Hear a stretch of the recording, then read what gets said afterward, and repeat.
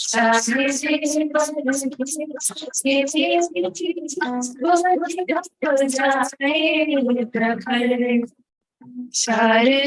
वरदे कि मेरी बुद्धि हो जाए प्रखर, बुद्धि हो जाए प्रखर, बुद्धि हो जाए प्रखर।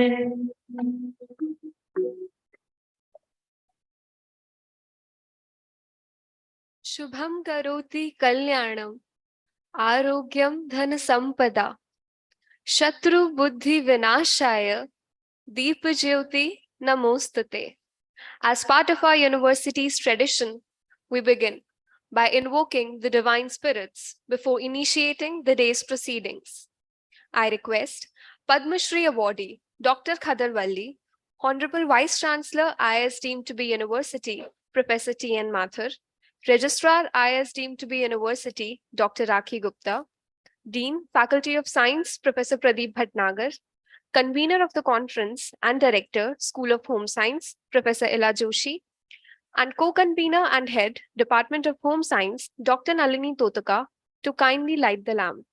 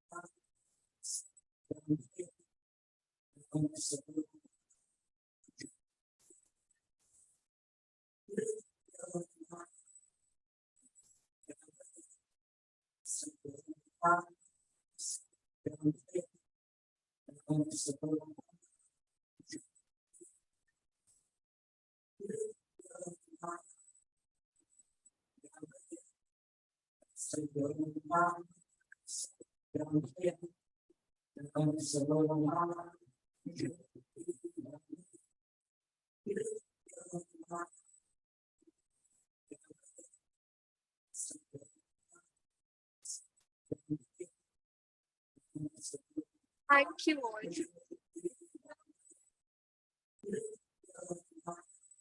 May I now request all the dignitaries to please take their seats on the dais.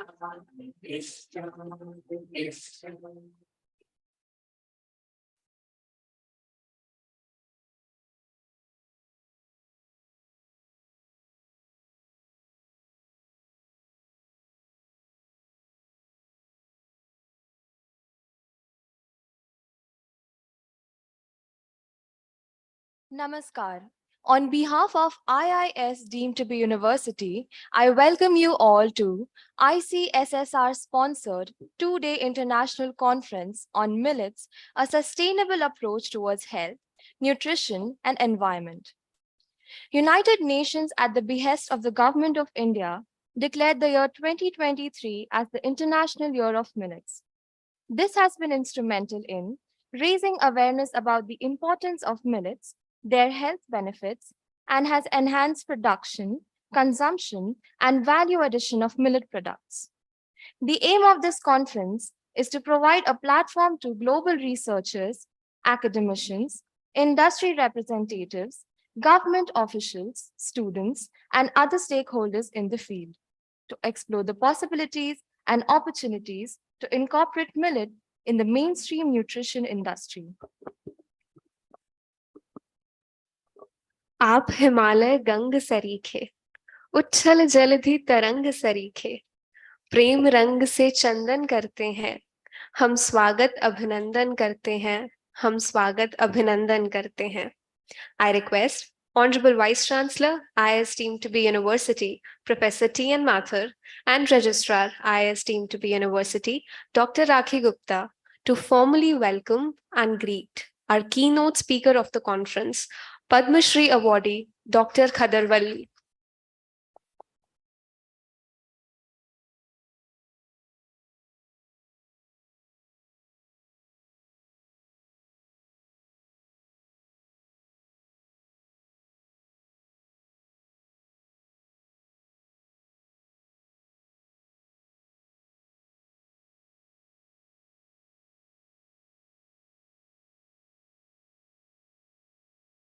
Thank you, sir. Thank you, ma'am.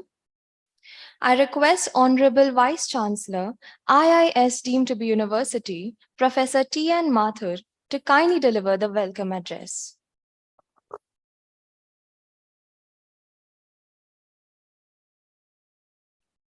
Namaskar. Our honorable guest, Padam Shri awardee, Dr. Khadarwali ji. Our honorable Chancellor, Dr. Ashok Gupta ji. Dean Faculty of Science, Professor Pradeep Bhatnagar ji. Director, School of Home Science, Professor Ila Joshi ji. Registrar and Professor Dr. Rakhi Gupta. Head, Department of Home Science, Dr. Nalini Totuka.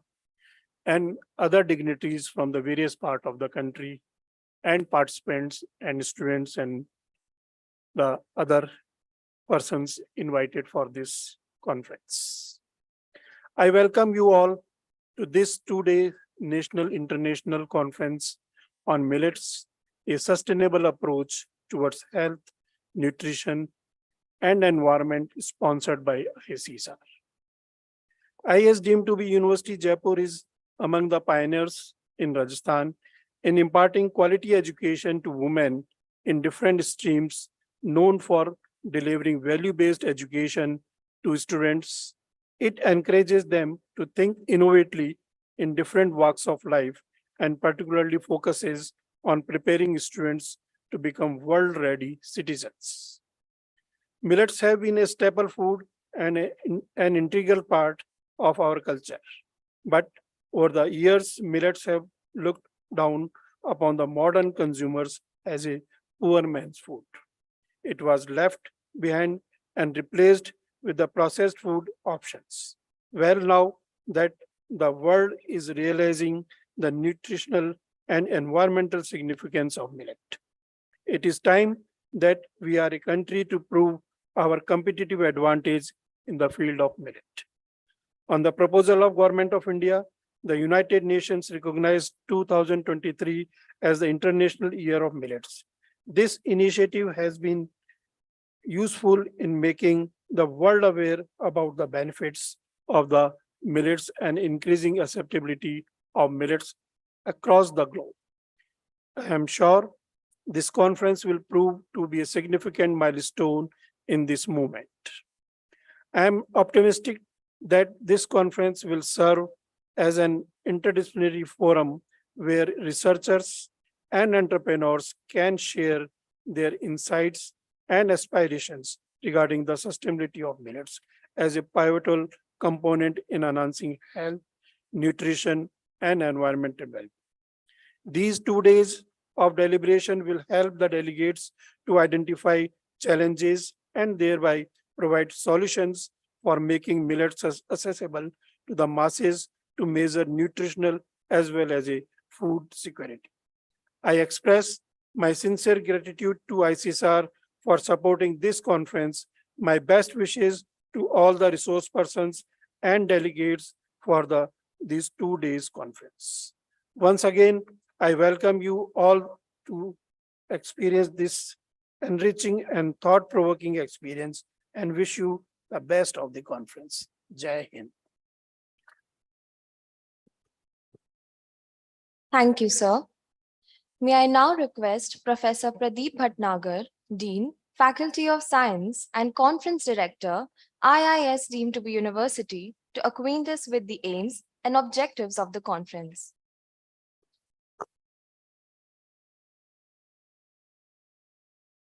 Namaskar, Honorable Chancellor Sahab, Dr. Ashok Gupta, Honorable Vice Chancellor Sahab, Professor T.N. Mathur, Conference Convener, Professor Ila Joshi, Professor Rakhi Gupta, Registrar of the University, and Nalini ji.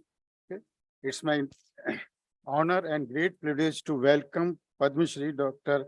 Khadar Wali, the Millet Man of India, in our university. I also welcome our distinguished speaker, Dr. Raj Bhandari and Dr. Satyen Yadavji, guest and participant in this 2 days conference on the millet. I think human started agriculture practices approximately 10,000 years back. During that period, they must have noticed the wild grasses and their seeds, which they have started consuming as their staple food and also growing them. Most of the grasses now we known as a millets. Being a very hardy, they can survive in a very harsh environmental conditions.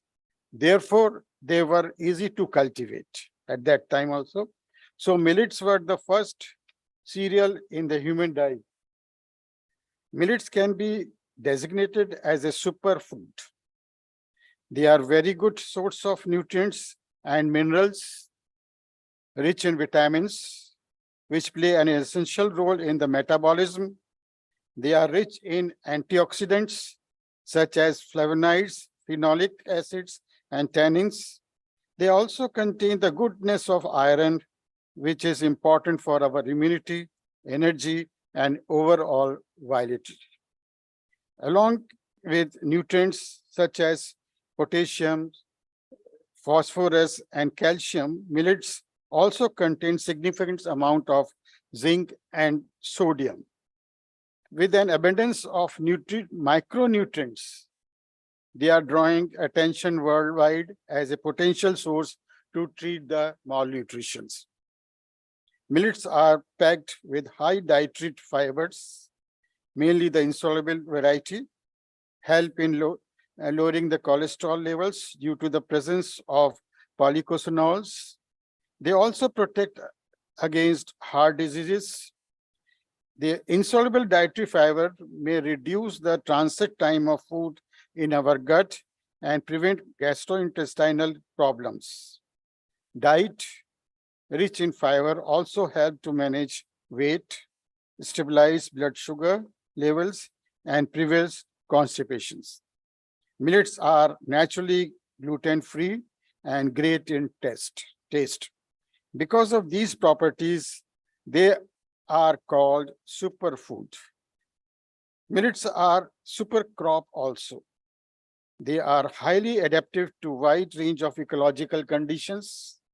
Their cultivation helps to reduce carbon footprint, can help in improving farmers' livelihood in water-scarce regions, particularly in our state.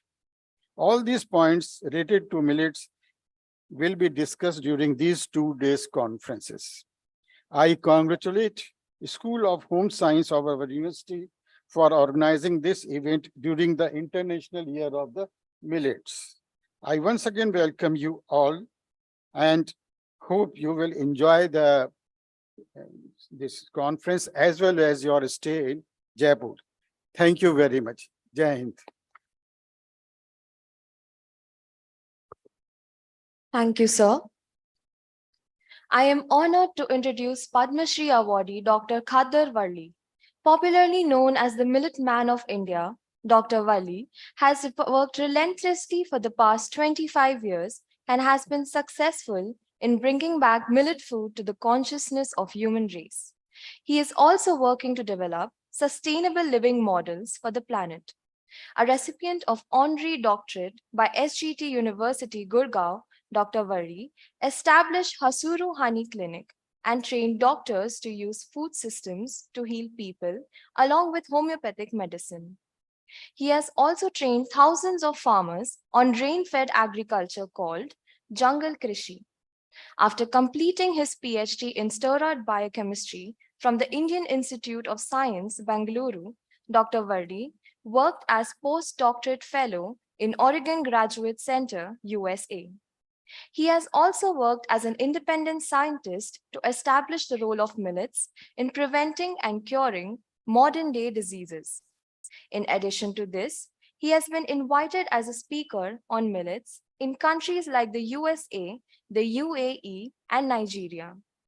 Sir, we are deeply honored to have you with us today for this conference. May I now request Padma Shri awardee Dr. Khadar Wali to kindly deliver the inaugural address to the August gathering.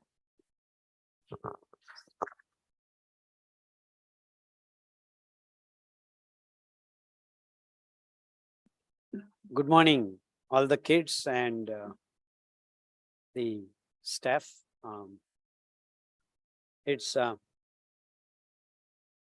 been very pleasant and good weather, Jaipur. I think I came at the right time.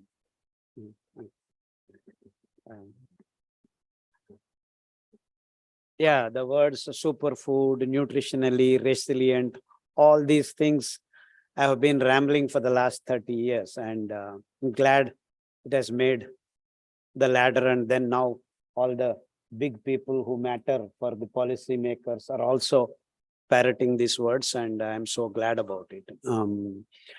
But beyond all this, millets, I'm talking to the kids. I'm not talking to these elders, okay?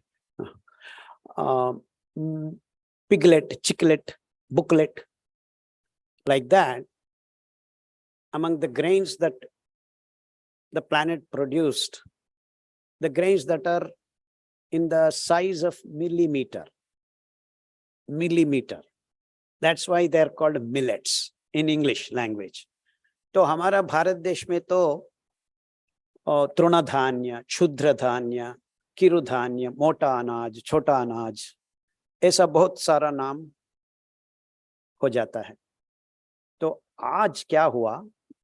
आज मतलब present day, that in the last 80 to 90 years, the industrial food took over.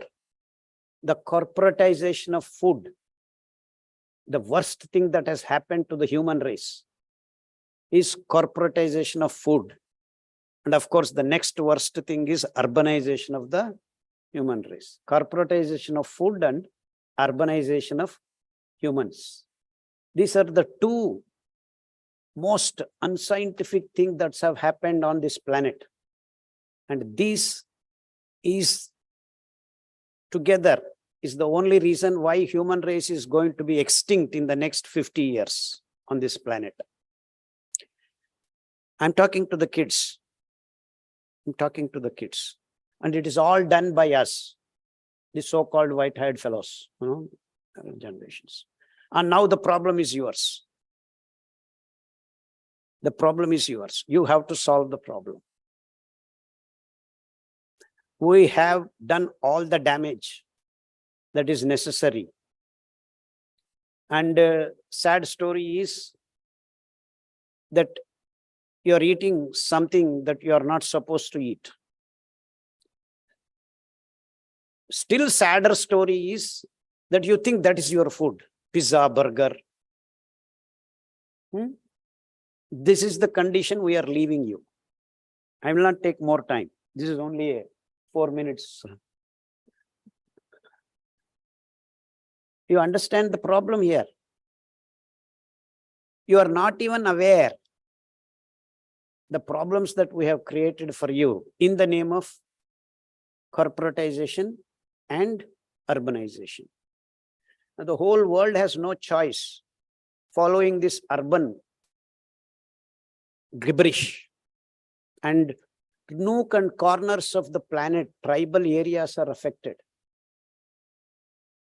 There was no diabetes, there was no BP, there was no thyroid, there was no cancer. Even today, there are tribal spots where these things do not exist. And they never ate rice, wheat, milk, meat, all this nonsense that you are all eating. So it is simple that you avoid corporate food, you are not going to be sick. Period. No discussion. This is science, pure science. But you are in the basket of industrial food. everywhere. You don't need to even go out. You sit, press the button, Zomato, Swiggy comes, and in another 5 years, Zomato, Swiggy also doesn't exist. GPS, phone, drone will come and push the McDonald's into your mouth. And that's, so this home science, all these things will disappear. There is no home science department. There is no need, no kitchen. Sadly, you have lost your health in your kitchen. You cook and eat, you are going to be healthy. And this name of food technology, processing, all these things is step by step, you are going to be sick. Step by step, you are going to be sick. So where did you lose your health? You lost in your kitchen. Where are you searching for it? In the hospitals. So what do you get in the hospital? You will get tablets and MRI scans and PET scan, this scan, that scan. You will never get health. So what makes your health? The right food. And the right food has been there for thousands and thousands of years on this planet. The first domesticated grass is the C4 grass, which millets are part of. Millets have been food for thousands of years of human race. And they are beautifully designed by God to be the food for human gut. And in this last 100 years, this so-called food corporatization has made them disappear, sabotaged them to be disappear. But then all the experts nowadays are rambling the word, somehow we have forgotten foods, traditional foods. In fact, these are the same experts, so-called green. Shall I use the word? Green revolution experts parroted. Instead of calling the tribals and all over the planet, people were eating different kinds of millets. There are more than 6,000 varieties of C4 grasses, out of which 200 grains are there that human gut can consume. And out of the 200, more than 32 grains have got fiber richness, whose carbohydrate to fiber ratio is in single digits, which has got the real glycemic index. This glycemic index is a word which is very humbug word. I can change the glycemic index of anything, that will be just add this, add that. But the real thing of glycemic index, if you want to understand, is that the release of glucose into your bloodstream should be controlled, regulated, quantified, slow and steady release of glucose, and only that can maintain the homeostasis of the human blood. Homeostasis largely depends on the glucose concentration of your blood. All other parameters are there inside, but the highest concentration is glucose. So if you disturb that, your pumping of the heart physically gets hindered. Now you have started BP. Then more of glucose, endocrine system, liver, pancreas, all these things work overtime and convert it into glycogen, fat, meat, and then you start becoming obese. Oh, no problem. Obese is a disease. These guys declare. And they can never bring down the obesity. You have BP now, you have obesity now, and then the extra glucose, what does the body do? Oh, let me put it onto the hemoglobin itself. So instead of HB being 10 or 11, HbA1c becomes 6, 7, 8, 9, 10. You are diabetic now. So this is how you created diseases. Who created? Food corporate culture, because they want to push rice and wheat C3 grasses that grow little higher yields when you provide water and fertilizer. C4 grasses can grow anywhere and everywhere, anytime. Up to 50 degrees centigrade I can grow. But these fellows, finicky fellows, the rice and wheat, temperature, everything has to be defined, very small narratives. This is this one. And that is our food now. All over the world, everyone is eating rice and wheat at the behest of food corporates. So rice and wheat was never our food. ये क्या बात कर रहा है सफेद बाल डाल के? गेहूं हमारा खाना नहीं बोलता है. And it has gluten. which can create hell a lot of problems. So gluten, gehu, atta, pure carbohydrate, no fiber, zero fiber. Fiber kya chahiye, kyun chahiye? Nutrition is not health. And all these so-called nutritionists are blabbering nutrition. Nutrition was only 50% of what you make yourself, the energy, all that. But then beyond that, each and every biochemical reaction creates toxic morbid waste. Like, just give you a simple example. You burn glucose, release carbon dioxide along with ATP. ATP is very important for living. It is a biological battery, no problem. But then along with it, what did you produce? Carbon dioxide. हम आपका नाक और मुंह को 2 minute दबा दिया, क्या होता है आपको? ऊपर चल जाता है. That means while producing the most beautiful biological energy ATP, you are producing carbon dioxide. This is one simple example. Like that, there are myriads of toxic morbid waste, starting from EMF to free radicals, then disturbance of organelles, defunctioning of organs, and that's how disease is created. The fiber in the millets removes the EMF, free radicals, all these nonsensical things. That means food has to be defined which can clean up the toxic morbid waste on a daily basis. So the human race has not yet defined food in its true sense. You understand what I'm speaking? Kids, do you understand? So food is something that leaves no toxic morbid waste in your body. So that element is not present in any of the foods that we are eating today. It's only present in the millets. And millets are now mota anaj, chota anaj. उत्तर भारत देश में सब लोग समझ रहे हैं मोटा अनाज is millet. Minor millets have disappeared because the reason being there is a husk to be removed. छिलका को निकालना पड़ता है. Whereas ragi, jowar, bajra को वो problem नहीं है, वो अनावृत है. You can use them directly. Make आटा रोटी बना के खिचड़ी बना के खा सकते हैं. ये कुटकी, कंगनी, सावा, झिंगोरा, ये सब को छिलका निकालना पड़ता है.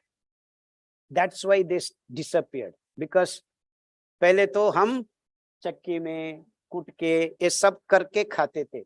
आजकल हमारा जोमेटो ऑर्डर करने को भी टाइम नहीं है. So this is the parity. This is the problem. So the youngsters, when we speak of millets, of course, due to their soluble fiber, insoluble fiber, and I can go on rambling about its physiology and all that, but inaugural address, I think I have taken more time than what is necessary. I'm trying to tell you that we can cure type 1 diabetes. Of course, there are some doctors who may not agree with me. I have done this, so I'm talking. And many people ask me, where is the reference? Where is the evidence? And I want to declare to the world, I am the reference because I'm the first fellow doing this. Settled? So you can heal type 1 diabetes. You can heal type 2 diabetes. You can heal gestational diabetes. You can heal another diabetes which they are going to create in another 5 years. Whatever diabetes is. I don't care. It is glucose imbalance. It's because of rice, wheat, sugar. So if you avoid this, no human being on this planet will have diabetes, BP, thyroid, and all that. You understand the point? So it is avoiding this industrial food that will give you health because it is not talking about cleaning your body. So the whole world is running around based on nutrition. Because calorie. This stupid calorie word, I don't know how it came.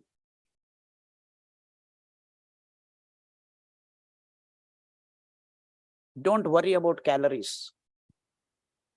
It is how you feel after eating something. If not tomorrow, day after tomorrow, 10 years later, 30 years later. So in the last 30 years, India has become diabetic capital. 40% of people are diabetic or pre-diabetic. 40% of people are BP patients. Isn't it a shame on the part of these so-called experts? And 30% of kids are menstruating below the age of 8. 10 to 12 is the average age now. All the women, all the girls are becoming women. All these irregularities are not addressed at all by any expert. And that is the introduction for you. We have solved all these stupid modern day life diseases. I call them stupid because they are not diseases. They are all stupid decisions that we have taken, that we eat these things and then become sick. And then on top of it, these experts declare they are incurable. In quotes. Thank you. Understand the importance of millets. I think this basic information is good enough. Thank you, sir. May I now request all the dignitaries on the dais to kindly release the book of abstract of the conference.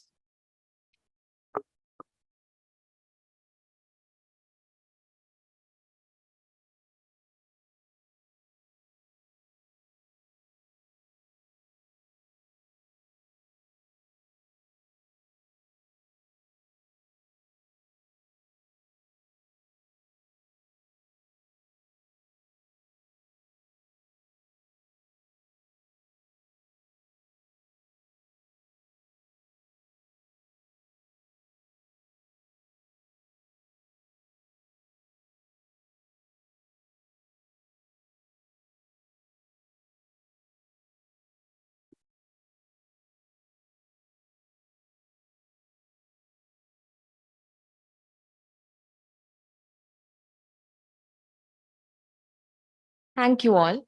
I now invite Registrar, IIS deemed to be University, Dr. Raki Gupta, to propose a formal vote of thanks. Thank you.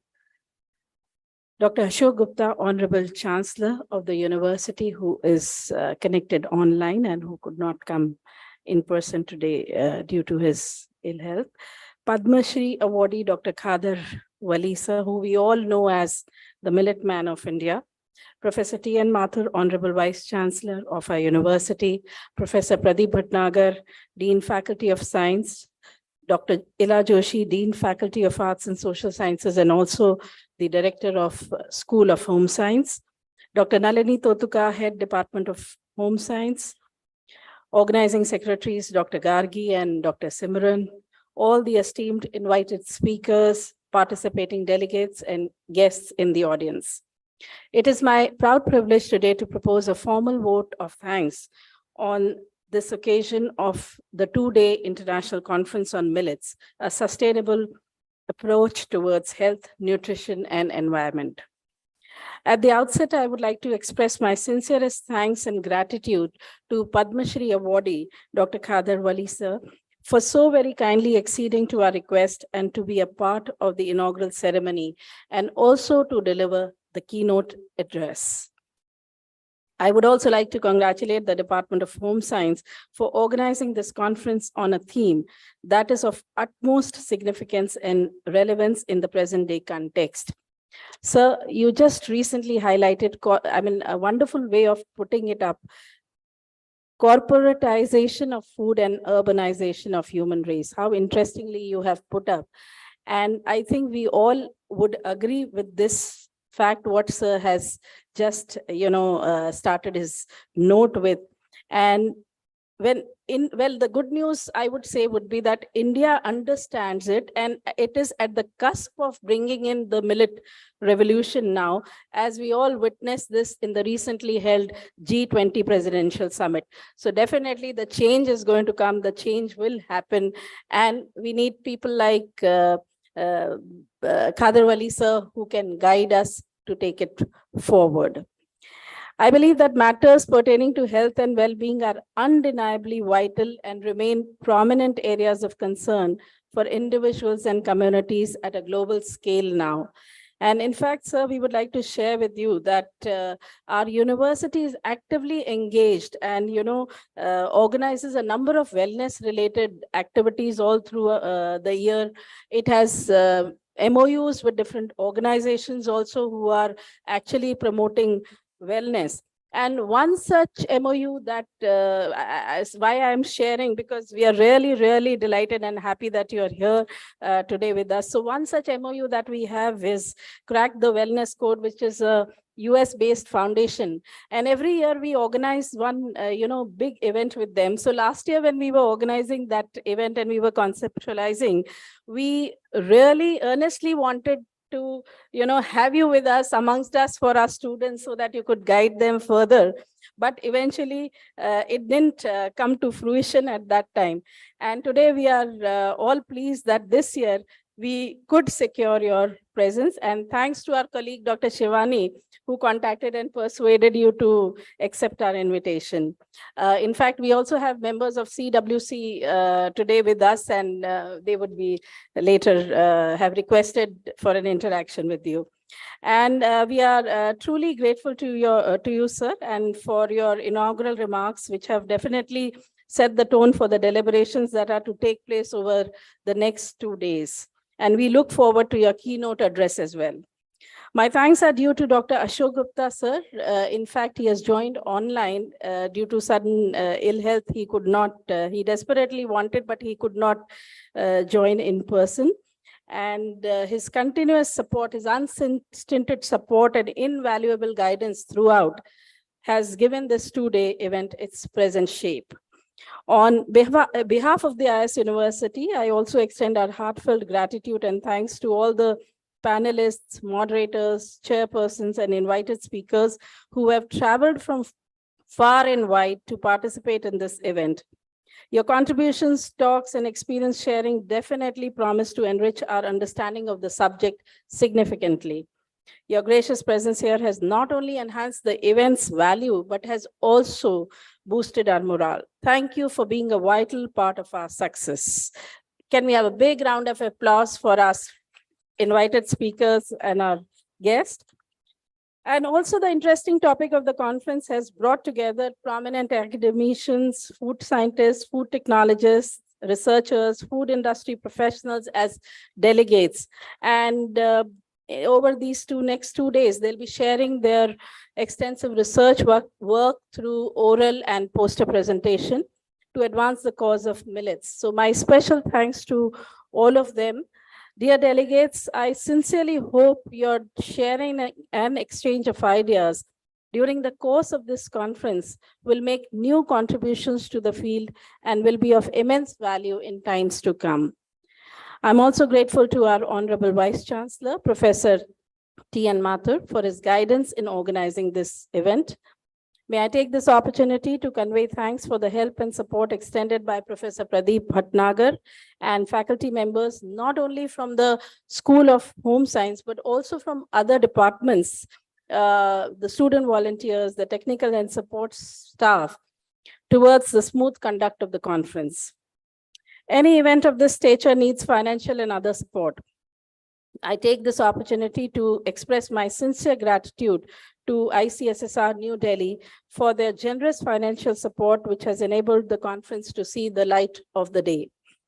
We are also thankful to the Directorate of Millet Development, Government of India, who came forward to provide us with additional support. In fact, they are here with us today to share with us their resources too. So I request all delegates to please find time to visit the exhibition, the display that they'll be organizing in one of the rooms just outside this hall. They'll be putting up posters and also their resources. So please find time to visit that area as well.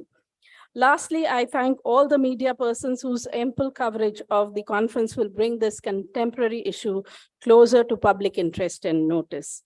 So with the hope that this conference will accomplish all its objectives, I wish it all the best. Thank you. Jai Hind. Thank you, ma'am. I now request all the dignitaries to please take their seats in the audience as we shall begin with the keynote address.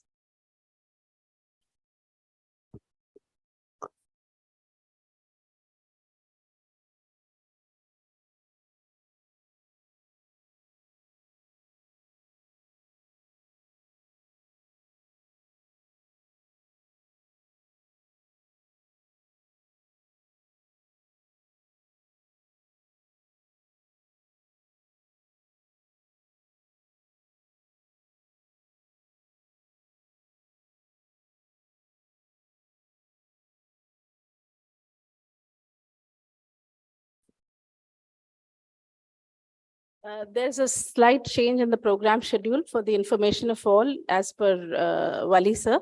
Now he wants that we'll have the panel discussion first, wherein our other panelists would also be speaking, and then we'll get to hear Khadar Wali sir.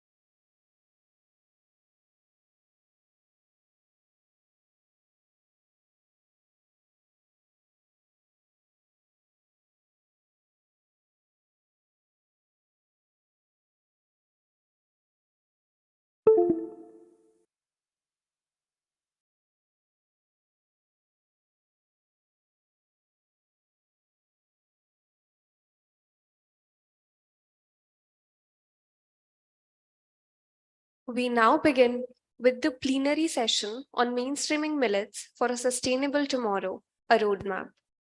Our moderator for the session is Professor Iram Rao, Department of Food Technology, Bhaskaracharya College of Applied Sciences, New Delhi. And our esteemed panelists are Dr. Khadar Wali, Padma Shri Awardee, Millet Man of India from Mysuru, Dr. Raj Bhandari, Member, National Technical Board on Nutrition and Health, Niti Aayog, Government of India, and Dr. Satyen Yadav, Founder Director, India Millet Initiative, Noida. I request our dignitaries to kindly take their seats on the stage.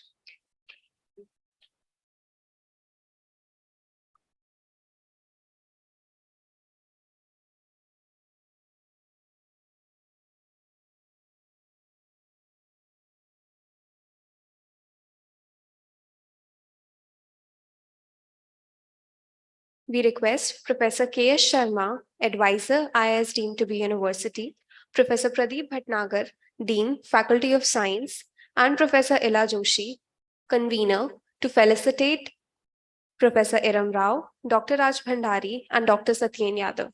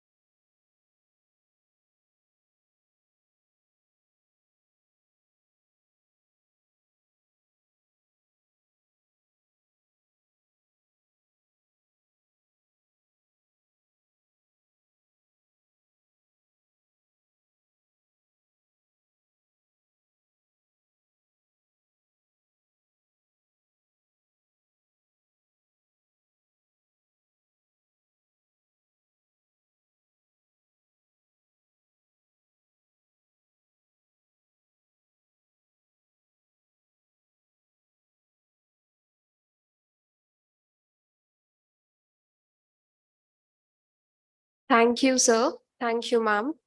I request our moderator, Professor Iram Rao, to kindly take over the proceedings.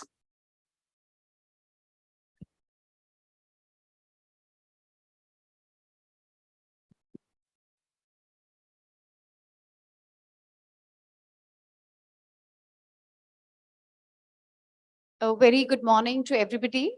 And I think we'll first begin with the introduction of the panelists who really do not need any introduction. So friends, I'm sitting in a galaxy of luminaries, but as a matter of protocol, I'd like to first begin with Padma Shri Dr. Khadar Wali with a formal introduction, and everybody knows that he really doesn't need to be introduced, really. He's the millet man of the country. Today, if you're talking about the International Year of Millets 2023, I think we need to put our hands together for this great, humble man who spent his life, nothing less than 3 decades, according to him, to see this change in our country. He has been serving relentlessly, not by himself, but his entire family is involved. His daughter, Sarla, and also whatever he's brought back to the table. He started his career with CFTRI Mysore, and as we know that later on, he went to do his doctorate. He also has an honorary degree which has been given to him. It's a real proud moment, sir, for you to be part of this particular panel discussion, where we're talking about really what is the road ahead, what is the way forward. Everybody is talking about millets today, but the real job is with us, and particularly with the youngsters over here, that how do they take this torch forward? My next speaker is a panelist, is Dr. Satyen Yadav. He is the chairperson of the Horticultural Produce Management Institute and is the founder director of Indian Millet Initiative. He's a man who wears many caps. He is an agri-business professional, has had a very long academic experience, has a very robust research background, And today he is a proud publisher of more than 50 publications in international research journals. He's a man who's called for lectures across the country as well as across the borders. So welcome to the panel, and I'm sure your rich experience is going to add a lot of value. May I request all the kids to please put their hands together, welcoming the panelists. Yes. Thank you for that. And last but not the least, we have Dr. Raj Bhandari. He is a doctor, a pediatrician by profession, trained at St. John's Hopkins University, Baltimore. And right now, he's currently working for Government of India, Niti Aayog as an advisor, health and nutrition. He's looking after the Village Social Transformation Foundation, which is an initiative of many governments, to name a few: Maharashtra, Gujarat, etc. He is also the member of National Millets Task Force and National Technical Board of Nutrition.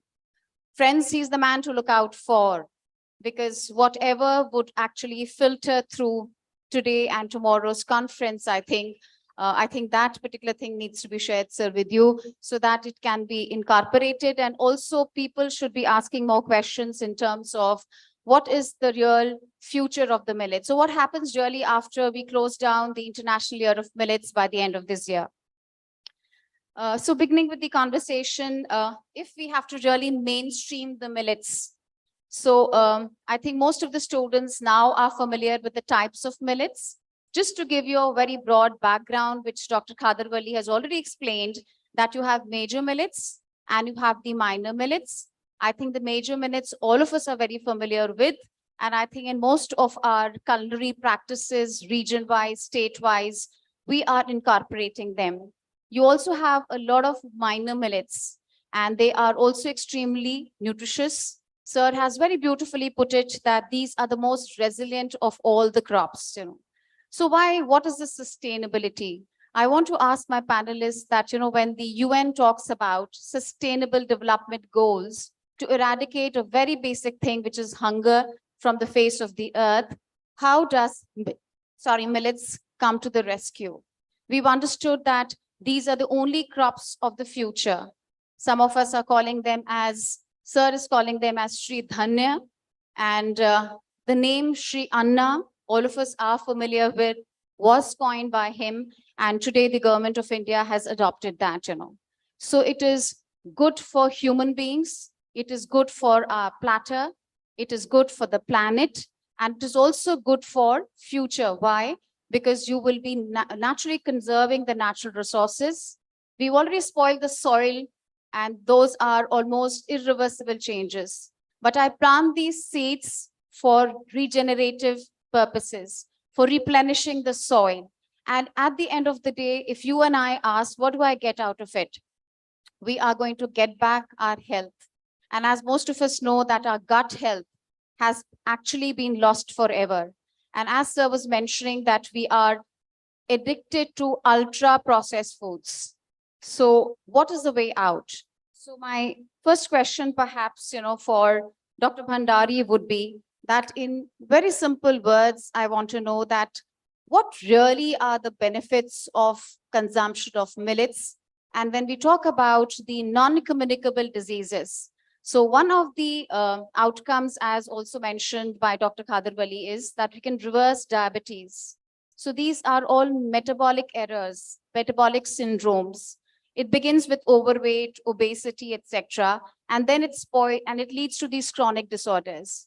So Dr. Bhandari, how do you think, in a layman's perspective, millets can help us overcome this malady of diseases which we are witnessing? Thank you, Chairperson. And it's certainly a delight to be with young minds and to ignite their minds to think on these vital issues. As a matter of fact, I'm happy that we are celebrating the International Year of Millets. And I would say beyond that, a big agenda, loaded agenda that we have to follow. Because if we had missed out on this generation today, we would have missed out on millets forever. I mean, so it's very, very timely that the institute is organizing and many other events which are taking place. So coming to the issue that you have raised, I'll pick up the thread from where you have said diabetes and non-communicable diseases like dyslipidemia, hypertension, dementia, Alzheimer's, fatty liver. Fatty liver again is very prevalent, 40% of the general population, not the obese. So you have fatty liver, which is coming up in a big way, and coronary artery disease. So whole host of diseases we call as non-communicable, or rather I would mention as chronic metabolic diseases, which are, the paradigm is shifting towards that. Now, I'll take a little longer to express this because earlier we thought food is thy medicine. This was the, what Hippocrates said. But not all food is thy medicine, as has been mentioned, that ultra processed foods, which contains many additives, emulsifiers, stabilizers, chemical agents, they are actually toxic to our body, and therefore they cannot be called as food. And therefore, we have to really define what food is, what nutrition is, and the underlying cause of all these chronic metabolic diseases, which I call as, the metabolic diseases due to mitochondria. Now, I'm sure all our young students would have heard the term mitochondria, which is a cell organelle in a cell, which is actually refurbished bacteria. And these mitochondria is where the ATP that Dr. Kadarwali referred to is generated. That is the energy of life. And glucose is vital for that. But then there are certain toxins which basically affect this mitochondria. And these toxins are like fructose, which is the sweet molecule in sugar. The other is branch chain amino acids, and alcohol and insulin resistance, which really makes it dysfunctional. So I would want you to understand that if your mitochondria are healthy and functional, then you will not have any of these diseases which have been mentioned. The other point I like to say that being obese is not a disease. We have to, why I say so, because 20% of obese people would be metabolically healthy. They are obese, but they are metabolically healthy because their mitochondria is working well. You would have heard of Phelps, Michael Phelps, the great swimmer. He had a resting metabolic rate of 4,000. That is very high for a basal metabolic rate. And that is because he had lots of muscle. And muscle mass is what has the maximum mitochondria. So mitochondria is present in every part of the cell, and these mitochondria. So I would urge you to study and learn more about mitochondria and see how we can keep them as healthy. The final point I would want to make is that the super food and all this should really, because, firstly, no grain is perfect. And I believe in the tenet of nutrition that every nutrient should come from multiple foods. And every food should provide multiple nutrients, That is what is the tenet or the principle of nutrition. And I think millet is a perfect fit because it has all the goodness and also the colors of good health all colors that I see in millets, every shade and color, they are all colors and they represent phytonutrients, phytochemicals, polyphenols, and so on and so forth. I mean, dietary fiber, everything. So millets is not an option, it is an imperative. Thank you. Very well put, sir. And I think that's a key takeaway, that nutrition does not emphasize a single food, as he mentioned. And as nutritionists, we always emphasize on dietary diversification. And we also say that let your colorful plate, heal you. So that's what I think he's talking about also. And people who are talking about, or we are learning biochemistry, it is important to have a balanced dietary diversity on the plate. It's also equally important, sir, to also have a mechanism to digest that. So the lifestyle disorders today are also because of your sedentary lifestyle. So physical activity, hydration, a disciplined life, and doing justice to all the grains, So local, regional, these are some of the key takeaways. Thank you so much. I'll come to Dr. Satyan Yadav, and since you have been the founder of the Indian Millet Initiative, I want you to give our youngsters over here, since you're also into processing and marketing and trade, etc., talk about the millets which can be readily consumed by the youngsters. We're often told that when I go to the market, when I look at the processing food and you are getting those hunger pangs, can we have millet replace the conventional snacks which you find are flooded in the market? Yeah, thank you, Chairperson. As you rightly said, the next generation or the young generation, they have been attuned for the different kind of food. And the problem is that how to bring our traditional food, the millets, which has only few options to consume. And this generation is not ready to accept it. So what we started doing we started developing the patterns, following the Western food or the current day's food. It is absolutely nothing to do with the Western, like you can name the pizza, but pizza does not mean the maida and other things. Pizza can be made by using these major millets and minor millets. So what we did during last 1.5 years, I've been working on millets since 2004, but I was working with very, reluctantly and loosely. But after 2018, when Government of India woke up and they announced National Year of Millet, then I realized, oh, this is the time to speed up the things. So then we also started working a little more faster.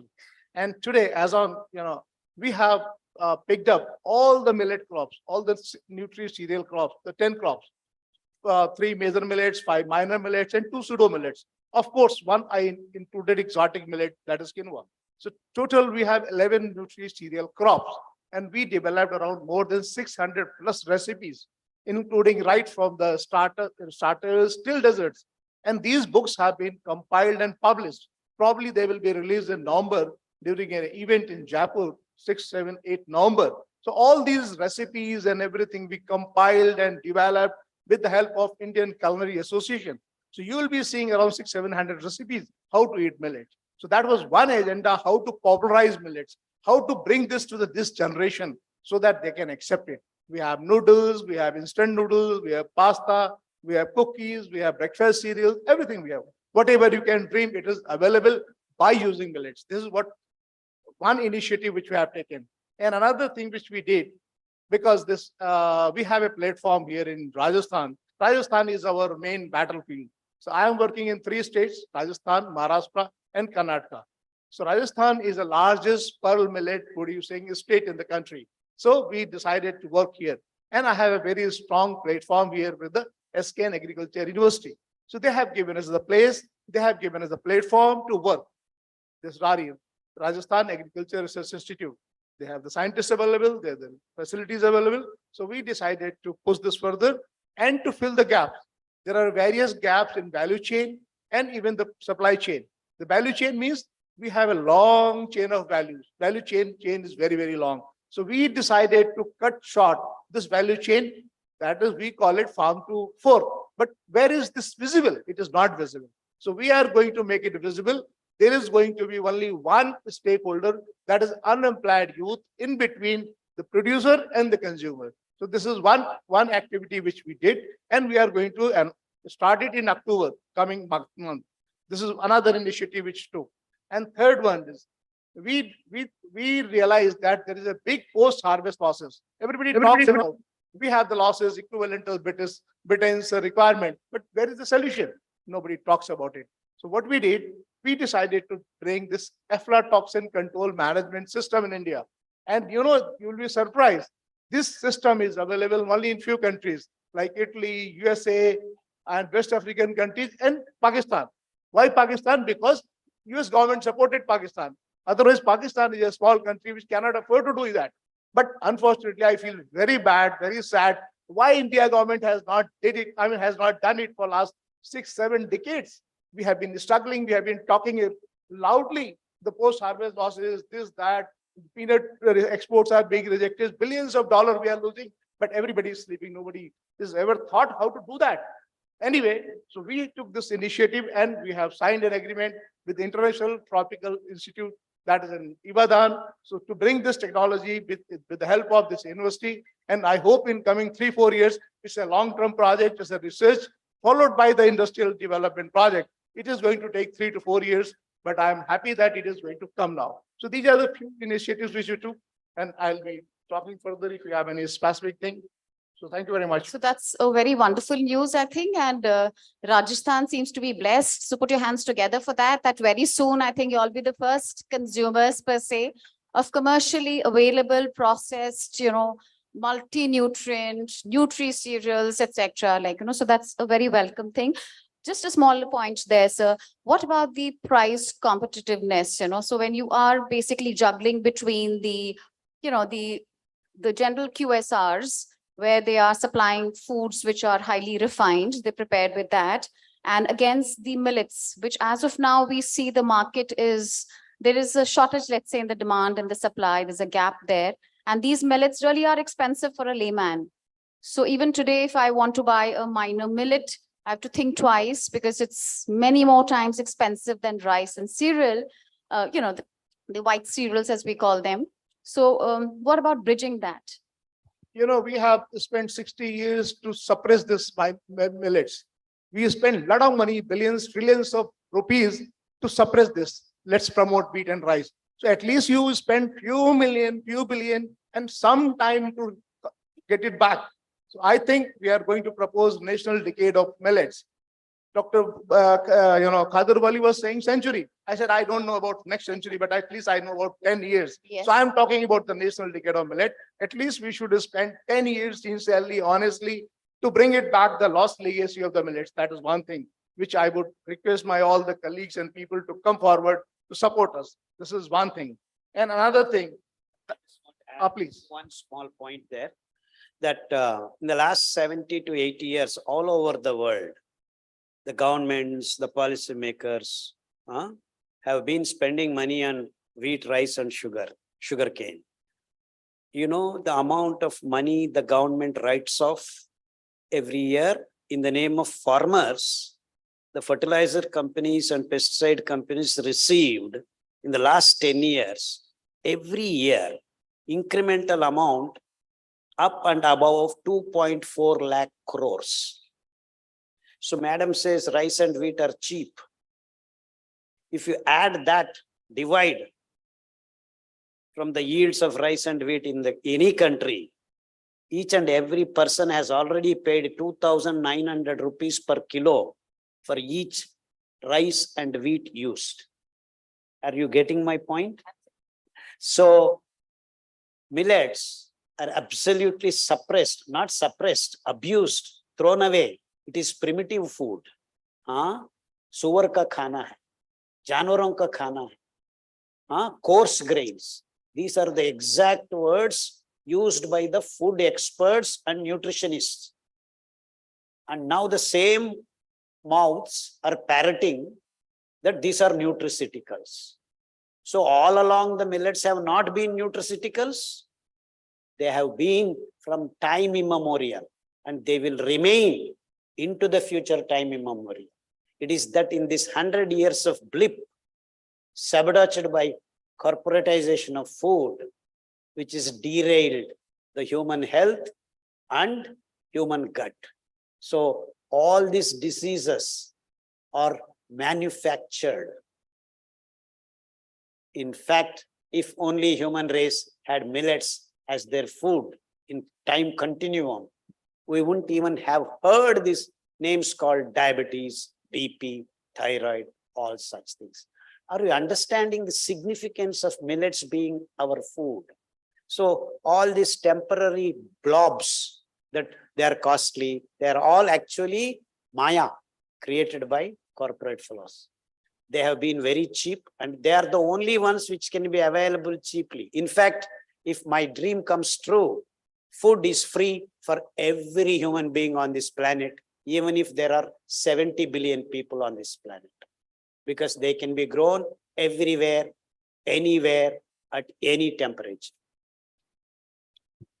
Very well said, sir. I think that needs your hands to be put together, that we are looking for an evergreen revolution. And why centuries? I think in the times to come, these are the only seeds which will help sustainability in its true terms. Which brings me back to Dr. Khadarwali for a very simple question. And I want you to unbuckle this for the young minds, because as Dr. Bhandari mentioned, that one of the purposes of this conference and to have this panel discussion is that we engage with them, we ignite their minds. And like Dr. Yadav was mentioning that, and I do also agree with him, that we have to push for millets. It has to be demand driven. So, sir, may I ask you that what do you understand by this SDG goals? What is this sustainability? How do we link really millets to sustainability? That's a question which worries, I think, all young minds. So can you just unbuckle that in very simple terms for us? This lady has a very fine knack of asking complicated questions and ask us to tell in a simple words. This sustainable development goals, all this corporate gibberish, huh? Okay, but then let's live with it, and we will try to unlock these so-called words. Sustainable word came to existence in the last 20 years because the world has become unsustainable. The so-called experts are looking at the barrel of the gun. In the next 20 years, we will not be able to produce rice and wheat because of technical reasons as well as practical reasons. The temperatures are rising. And who raised the temperatures? Who raised the temperatures? It is the industrial food. 10.4 billion tons of carbon dioxide is produced in the agribusiness. And the remaining 4 billions is produced by all the other human activities. But then the experts have been battling how to reduce the 3.4 billion tons and not bother about 10.4 billion tons of carbon dioxide, ppm I'm talking about, that's causing that 200 ppm to 400 ppm rise in the carbon dioxide levels. So who raised the temperature? It is the rice, wheat, sugarcane, coffee, tea raised the global temperature, nothing else. So now if you want to be sustainable, your primary axe should fall on rice, wheat, sugarcane, and coffee and tea, and then the byproducts of this agri-produce. Are you with me, kids? This is very important for you to understand. And why millets become the only solution. The only solution. Because millets do not require natural resources, because they have the genetic code to search out even in a barren land and produce a grain which is absolutely nutritionally rich, as well as cleaning your gut, everything. And sir was mentioning about mitochondria. Actually, the source of origin of disease is called oxidative stress in mitochondria. And that belongs to EMF, electron motive force. And if you want to wipe out electron motive force generated in the production of ATP, that is tumbling down of electron from the cytochrome system, leaks the energy. And that accumulated energy is EMF, which then transmutates into a free radical, which then seeks electronegative atoms like oxygen, nitrogen, and some other minor nutrients, which makes free radical. And then these free radicals are the rascals that start damaging the organelles and the organs. And here comes the savior, the lignans present in the minor millets in rich quantities. And I don't like the word high quantity. High is out of range. We want to use everyone. I'm telling every expert on this planet, when you use millets and the fiber, don't use the word high fiber. And all the scientists are also using high fiber. It's not high fiber. It is rich fiber, enough fiber required to reduce oxidative stress of mitochondria. And it is mitochondria that generates every disease, because that's where the energy is generated. And that's where the leakage of EMF comes.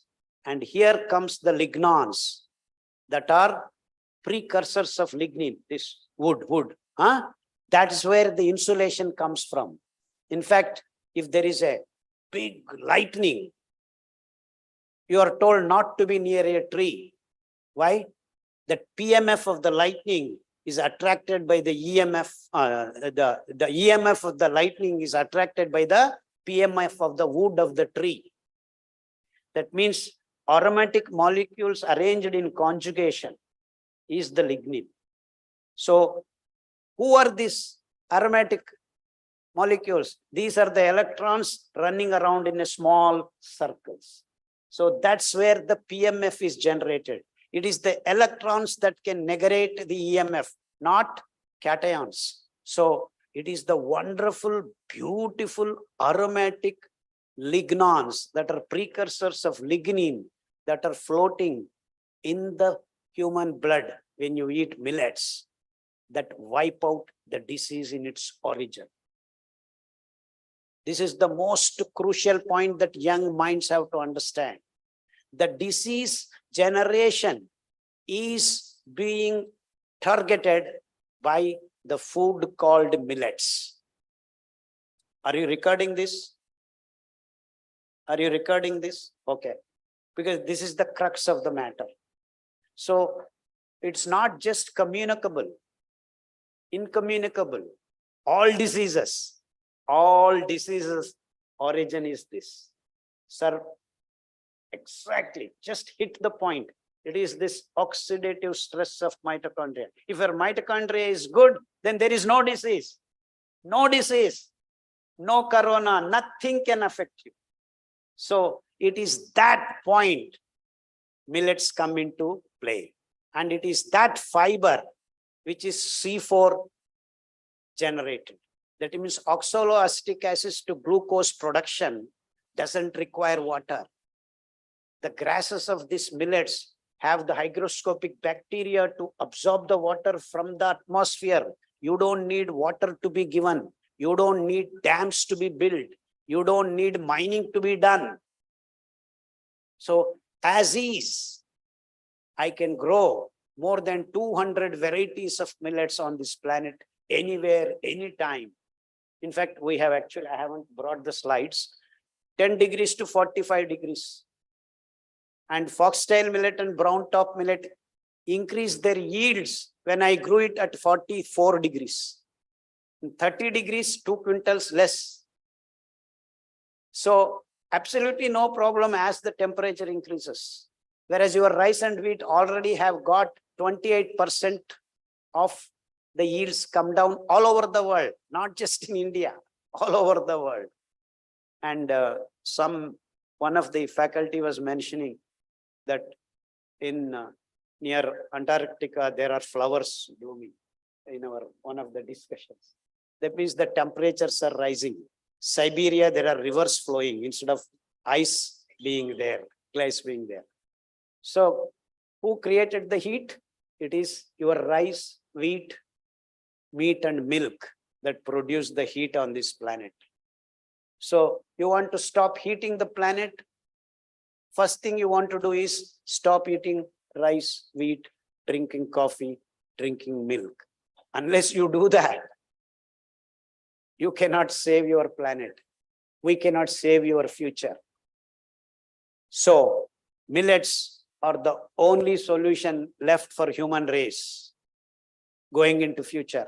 They are not just superfood. They are not just nutraceuticals. They are not just healers. They are the only bridge for future.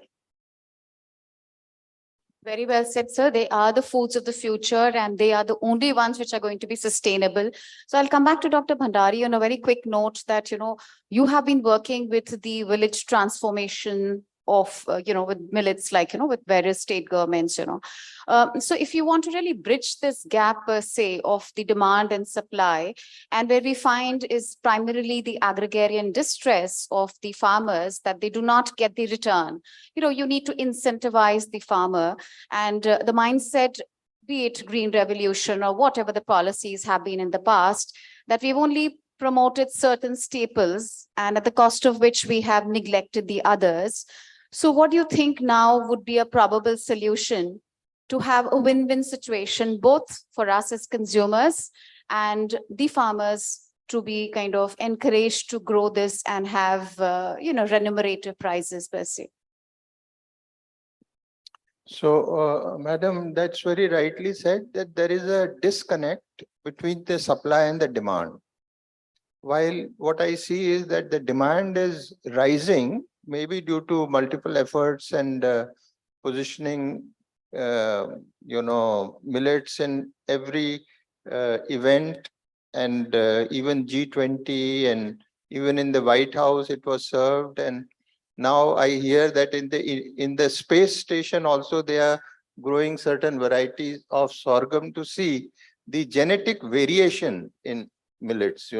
What would survive when the temperature rises up to 50 or 55 degrees Celsius on the planet? And that is why we have this big movement of one health, one planet. And I'll come to your point, in just a few seconds. One health, I am basically concerned more with health, but it is not only human health, it's planetary health, soil health, marine life. All that becomes, one ecosystem. And if you relate it with the internal ecosystem, that is the gut, there is a very strong connection between what we grow, what we eat, and how it affects a whole lot of diseases. One thing that you mentioned, diabetes type 1, type 2, now scientists are talking of diabetes type 3, which is Alzheimer's disease. Alzheimer's disease. So we are in a state of perpetual insulin spike.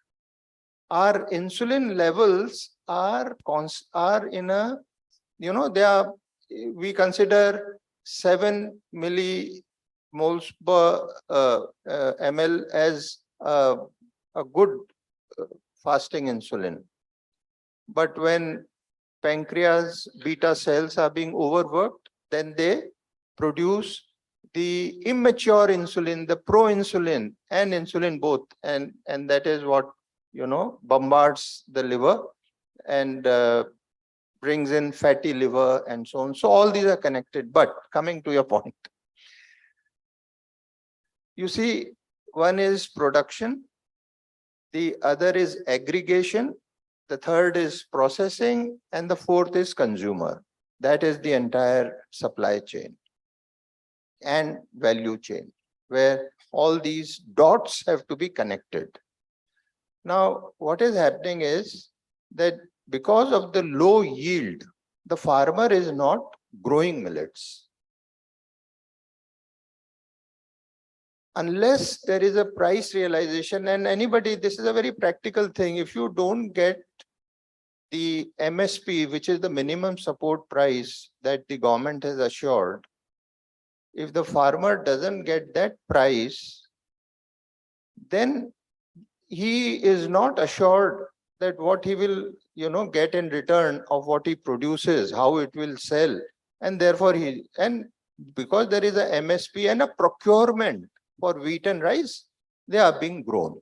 The other is the industry is buying sugarcane and processing it, and the US has subsidized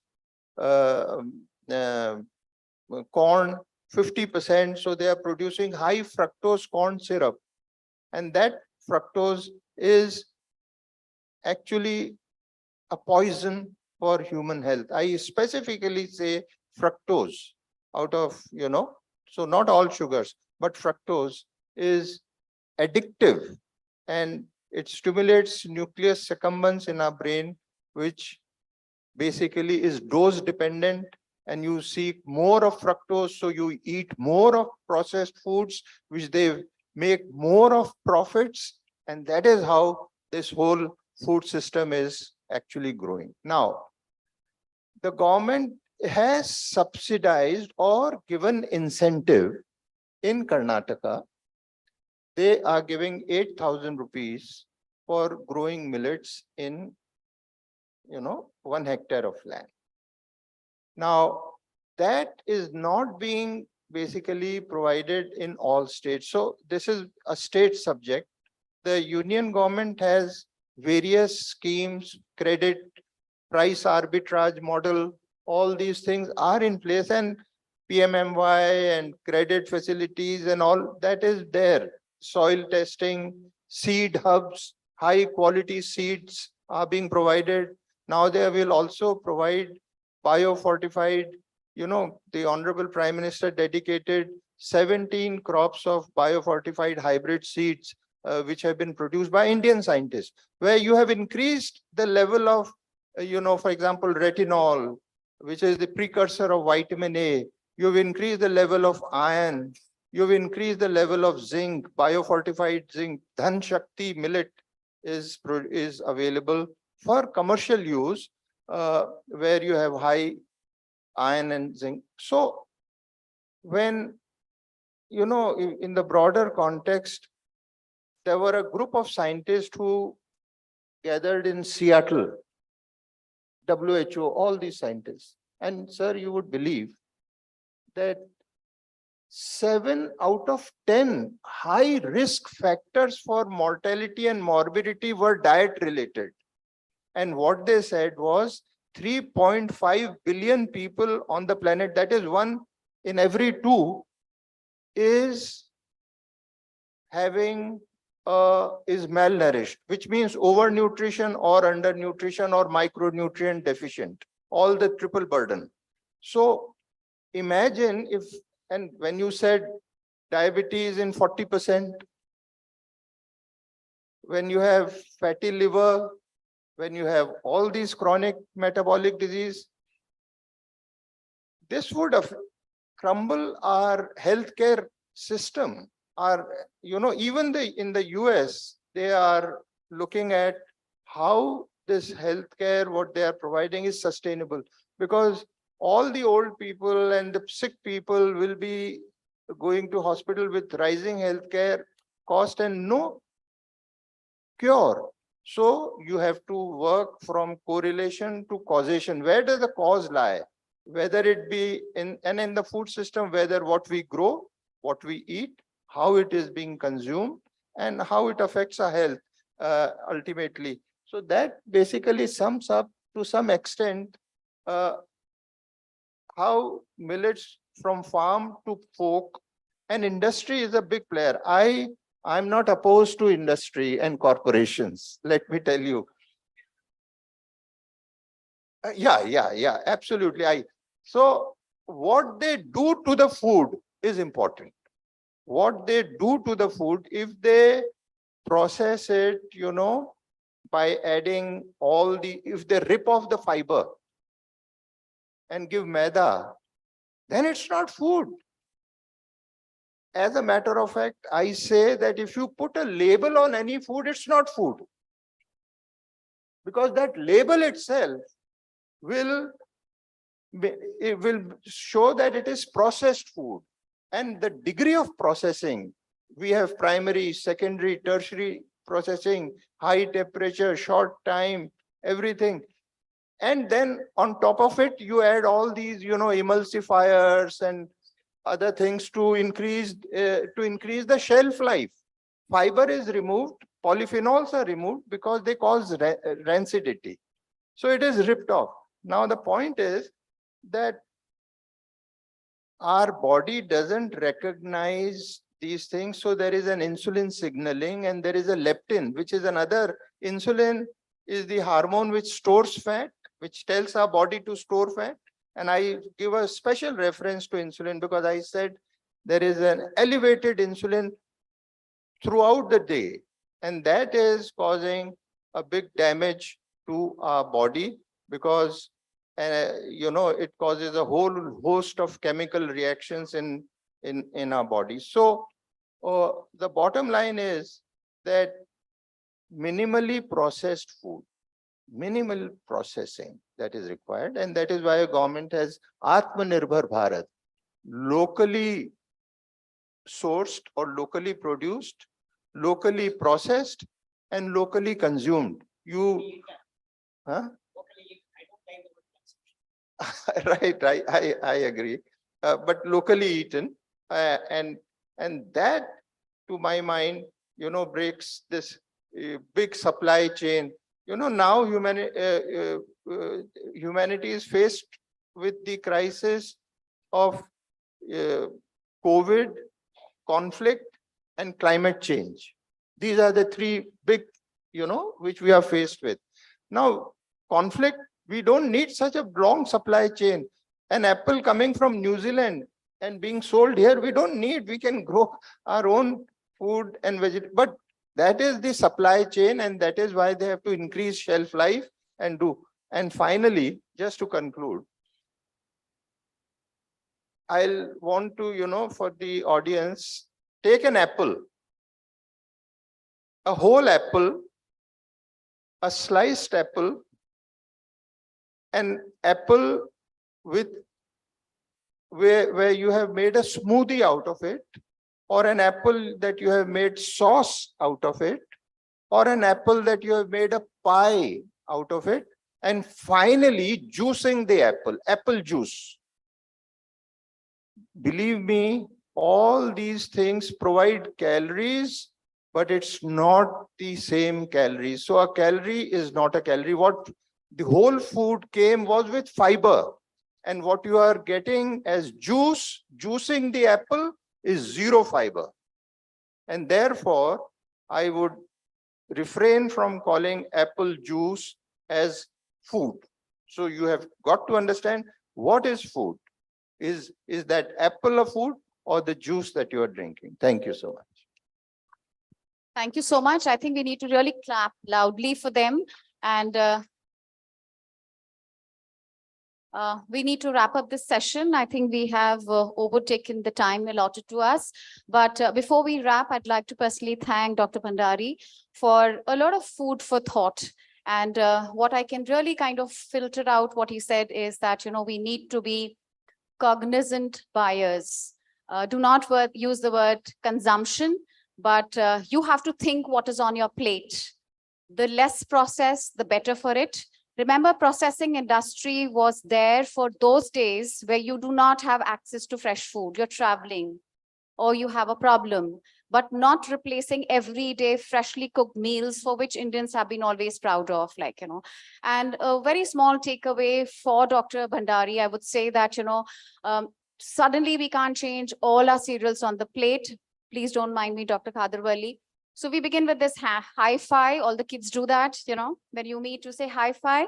So at least on a single day on your thali, on your plate, include different grains. So if you eat in wheat, go for brown rice. You eat one millet, one minor millet, and khichdi, khichda. All these are very apt examples of our traditional food consumption. Any region in every region. Vocal for local. We have been talking about carbon credits. Sir gave a very beautiful example of apples. We have the best apples. Srinagar, quinoa. And why should you only go and pick up fruits and vegetables which are cosmetically appealing? You know, it's a time where everybody has to look very pretty, but does your fruit and vegetable has to be also spotless? Do not buy something which is infested. You know, if it is a little disfigured, it has got a little variegation. Why do you go and ask for all yellow color mangoes, all brightly red greens, etc.? This is also actually adding to the burden of not being sustainable. And I think we need to count our blessings with people like Dr. Khadar Wali, who spent his life connecting with millions and millions of people who are going out there to farm. While he's doing his bit, what we need to do, sir, is that at least make a choice of buying millets. Also, underutilized crops. There are enough examples and numbers. If you sit with your dadis, your nannies, or great grandmothers, etc., they will point out so many things which they consumed for getting rid of a particular malady. Your kitchen has a remedy for all simple kind of primary healthcare things which we need, you know. So if you just go and connect back the dots, you know, yes, you must be globally exposed, but do we need to cut the cloth according to the parameter of the person who's not going to wear it? So that's where we are. What Dr. Yadav is doing is tremendous, you know. So when we have these conferences and people say, give us the names of 2 things which are healthy and we can go out and put it in our canteens, because now there is a law that, you know, the schools cannot have, you know, unhealthy foods, you know. So they ask us, what do we serve if it's not a fresh food, you know? So very soon, I think Dr. Yadav, we would be able to enlist that. And coming back to the price competitiveness, you know, how are we going to cut that? You know, it's the demand driven market. As Sir says, it's consumption. Today, if you and ask, so what it needs really is a social behavioral change. It begins with me. While the government is doing its bit, the policymakers are at it. It is you and I which can turn the tide, you know. So with that, a very big thank you to IIS for inviting us and hosting this panel discussion. Thank you once again. With this, we come to the end of the plenary session. I would like to extend heartfelt gratitude to our esteemed moderator, panelists, and delegates for their valuable participation and contribution. We shall now proceed for tea, which is being served in the hostel mess. I request the volunteers to escort our dignitaries towards the Senate Hall for tea. Kindly note that the posters are being displayed at the amphitheater at the ground floor. Please do visit and motivate our presenters. After the tea, we shall gather for a group photograph downstairs. Please note, we shall resume for the next session at 12:30.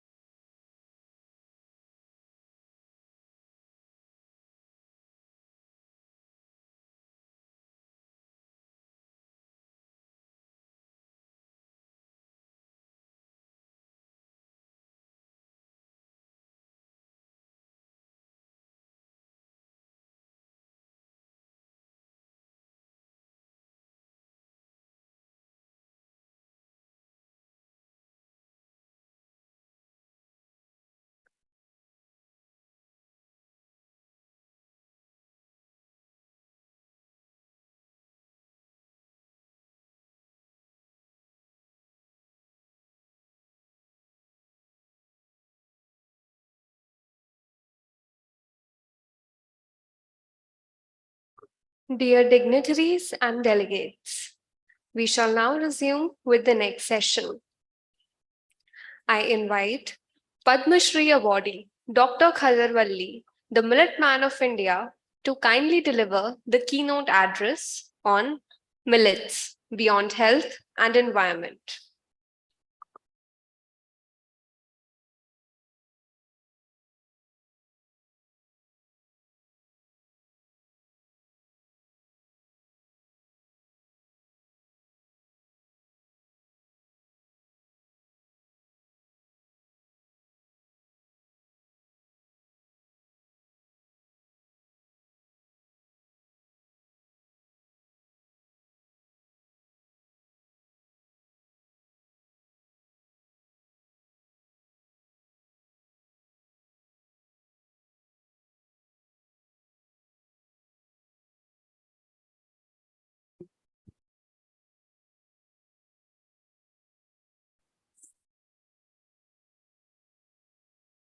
Shall we begin or settle down? Chai ghee pee liya?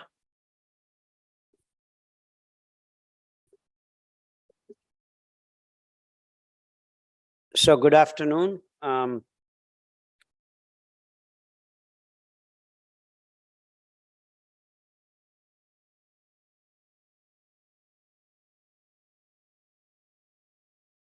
We took 5 70-year-olds, 70 and above, who are diabetic, HbA1c 10, 11. Few of them had gangrene, legs infected and not able to heal. And a 25-year-old diabetic patient, 12-year-old diabetic patient. ऐसा हम 30 लोगों को इकट्ठा करके we took them to a small village and built a small hut in 8-acre land and fed them 5 minor millets, morning, afternoon, night. Each one was diabetic for the last minimum of 5 years. They were all diabetic patients for minimum of 5 years. So there were type 1 diabetes, 25-year-old men, 30-year-old women, 60-year-old, like that. The whole 30 people were distributed. And one person was actually very rich. And one person was auto driver. One person was actually a single lady left in a village with no support at all. That means this diabetes is across the globe, across every social, whatever parameters you call. So it is omnipresent. The word diabetes is omnipresent. So we felt that we can wipe this out. We have to do this kind of experiment. So we did that. We put them in that small village called Kurugunta near Anantapur in Andhra Pradesh. 30 days. Yeah.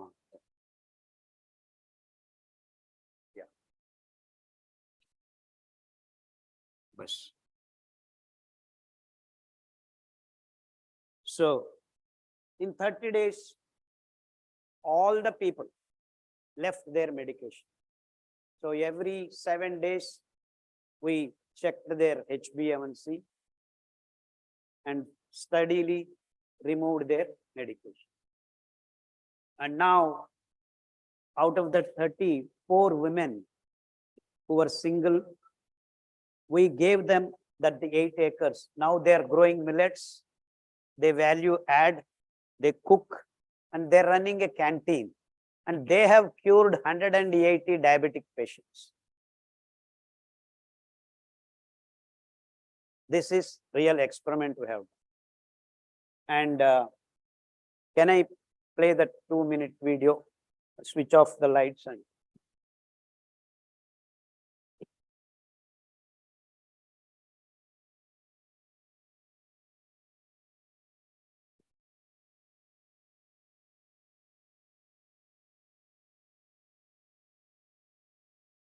Welcome to Dr. Khader Lifestyle.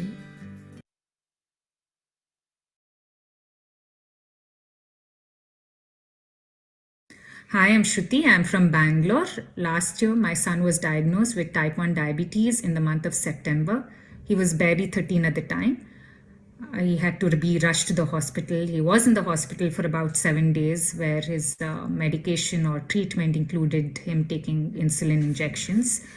And even when we got back, we were told that, this is how his life is going to be, where he has to manage his blood sugar levels only with insulin injections, and that he had to take it for about 4 to 5 times a day. And not just that, in the middle of the night, we had to check his blood sugar levels every day so that he doesn't enter a hyperglycemic state. And that is very painful to see, right? Thankfully, on the 9th day after his discharge, our very close relative, because of his experience with Dr. Khader, recommended us to go consult him.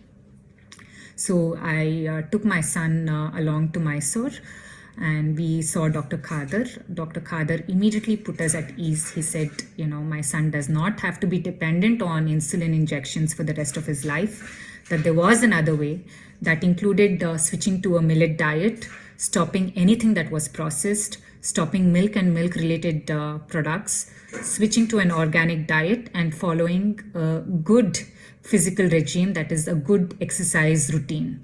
And immediately we started that. Also, Dr. Khader, in his disease protocol, he recommends for diabetes, he recommends taking concoctions of certain leaves in the morning and having bull-driven oils. There are 5 types that he recommends for diabetes. So we started doing that for my son. And in a week's time, we could see how his insulin dosage had to be reduced, right? For every meal, in fact, we had started giving him lesser and lesser because his blood sugar levels were getting controlled with lesser dosage of insulin. And believe it or not, at the end of 1 month, we could, stop his medication completely. He was just managing it with whatever Dr. Khader recommends, with the millet diet, with drinking the concoction of certain leaves, with the bull-driven oils, and following a healthy regime. So we are extremely indebted to Dr. Khader for his timely help. We are grateful to him. Stop. So type 1 diabetes, type 2 diabetes, gestational diabetes, and of late they are going to invent one more, the dementia. All these things are also diabetes of the brain. No, they will come up, concoct, name different things, but all things are happening only because of glucose imbalance, and that's because of green revolution. The whole human race consumes rice, wheat, and sugar, which we should not have, because no one questioned, no expert asked this simple question: why human beings should eat rice, wheat, and sugar? All 3 so-called agricultural produced maximum amount on this planet, consuming all the resources of the planet. We are creating manufacturing diseases. We are manufacturing diseases. Simply put, these wonderful guys, food corporates, pharmaceutical companies, hand in glove, they operate fantastically. No one knows what they're doing, but the whole world has to listen to what they do and what they say. Period. This is the fact of the present world. And that is the reason why we have lost millets from this planet. It's not because we have forgotten. No. Human race has not forgotten. It is made in the boardrooms of these great companies. And they have corporatized food. Food should have been locally grown, locally processed, locally eaten. You don't consume food because we belong to a corporate food culture. We are using the word consume. Don't consume food. You eat your food. And eat well, eat properly, eat right. So, of course, in our language, hitabhukt, mitabhukt, they say. The food that is good for you, the food that is regulated. So, food has to be a conscious way of interacting in your life. So, food is something you can see. The problem is we use the word consume, food consumption, food consumption. We need to eat our food consciously. And the whole world talks food, nutrition, as if there is a mission, you put some oil and it runs. It's not just nutrition. Food is something beyond all these things, because basically lot of layers of our existence depend on the food, because the material domain of our existence is food. So by food we are made. By food, our physical body, material systems exist. And there is energy domains. And that energy domains is the ATP. ATP is also a physical material domain, but then it transcends into live energy. That is called biobattery. ATP is called biobattery. So, and then the energy level existence, the tapping of sunlight into the chemical called glucose, that photosynthesis, C4 photosynthesis, C3 photosynthesis. Rice and wheat are C3 photosynthesis. C3 is pyruvic acid, the stable intermediate, glycolytic intermediate. And C4 is oxaloacetic acid. So C3 to C4, if water is given, you increase the yield, and that is C3 photosynthesis, rice and wheat. And C4, it has cut short this problem. It doesn't require water. If you give water also, if you don't give water also, the glucose is made. So the grain is made. That means at any condition, whether there is rain or no rain, if there is enough water in the atmosphere, these grasses grow. These are called C4 grasses. That means given 100 acres of land, 95 acres of land can be used for food production. If only you think the millets are your food. But then what happened with this green revolution? Experts came in the range of 65 to 75 or 85 in that year in the Europe and other places. And in India, it happened after 10, 15 years later, 70s to 90s or something like that. They came and said, hey, all over the world, you guys are eating primitive food, coarse grains. Suwar ka khana hai, janwaron ka khana hai, pankhiyon ka khana hai. So all at a sudden, all the farmers in the world who were growing mota anaj, chota anaj, this anaj, that anaj, and various diversified grains, all became animal feed.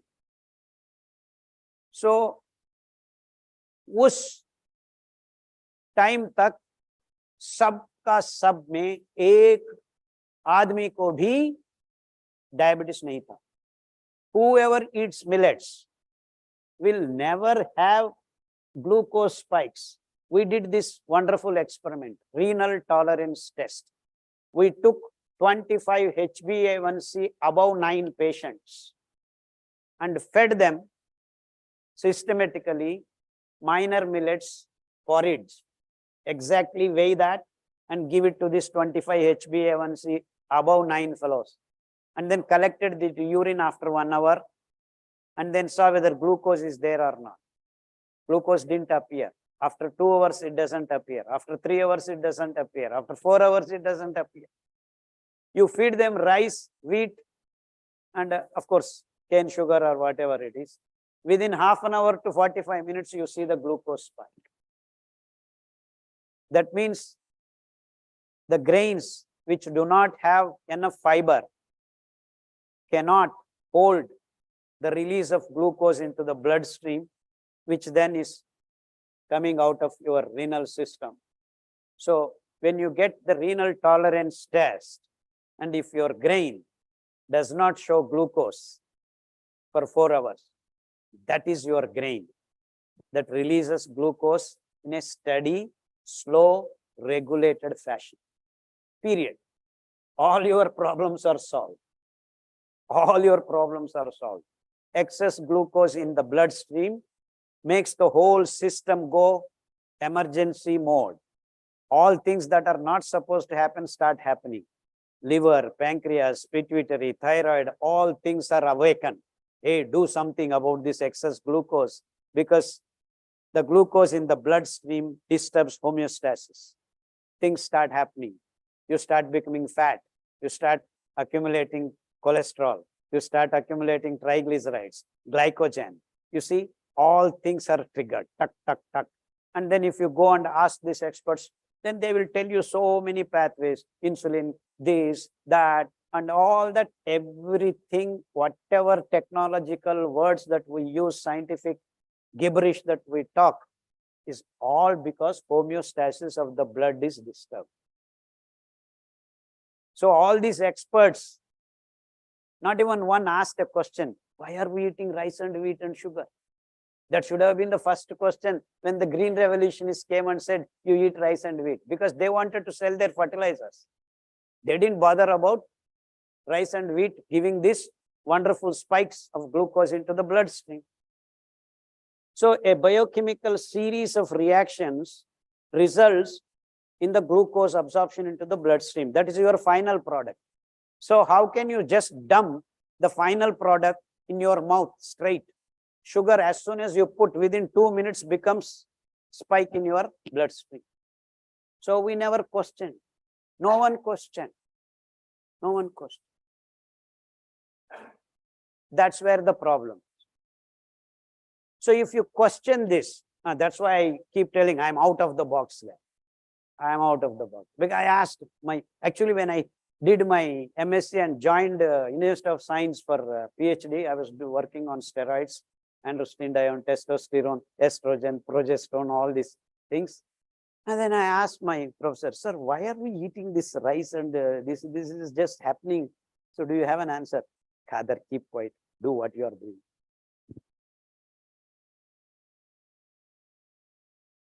I said, sir, a whole world is eating this. And we are seeing diabetic patients, 8-year-old, 6-year-old diabetes. And it's because of glucose spikes that we are creating, nothing else. So if you stop eating this, these diseases will not be there. That means we are consciously manufacturing these diseases by choosing at whose benefit. This fertilizer fellows made all these rules. So much so that there is a law exists in India, 1954, called Wonder Drug Act. Below given diseases cannot be cured. If someone advertises, let him be put in jail. So this is a proof of what I am talking to you. In 1954, India, there were no diabetic patients, maybe 1 in a crore. And what was the need for this law to be made? So they knew they're going to dump rice and wheat slowly with green revolution, and we're going to get diabetic patients flooded. And that's what has happened in the last 50 years.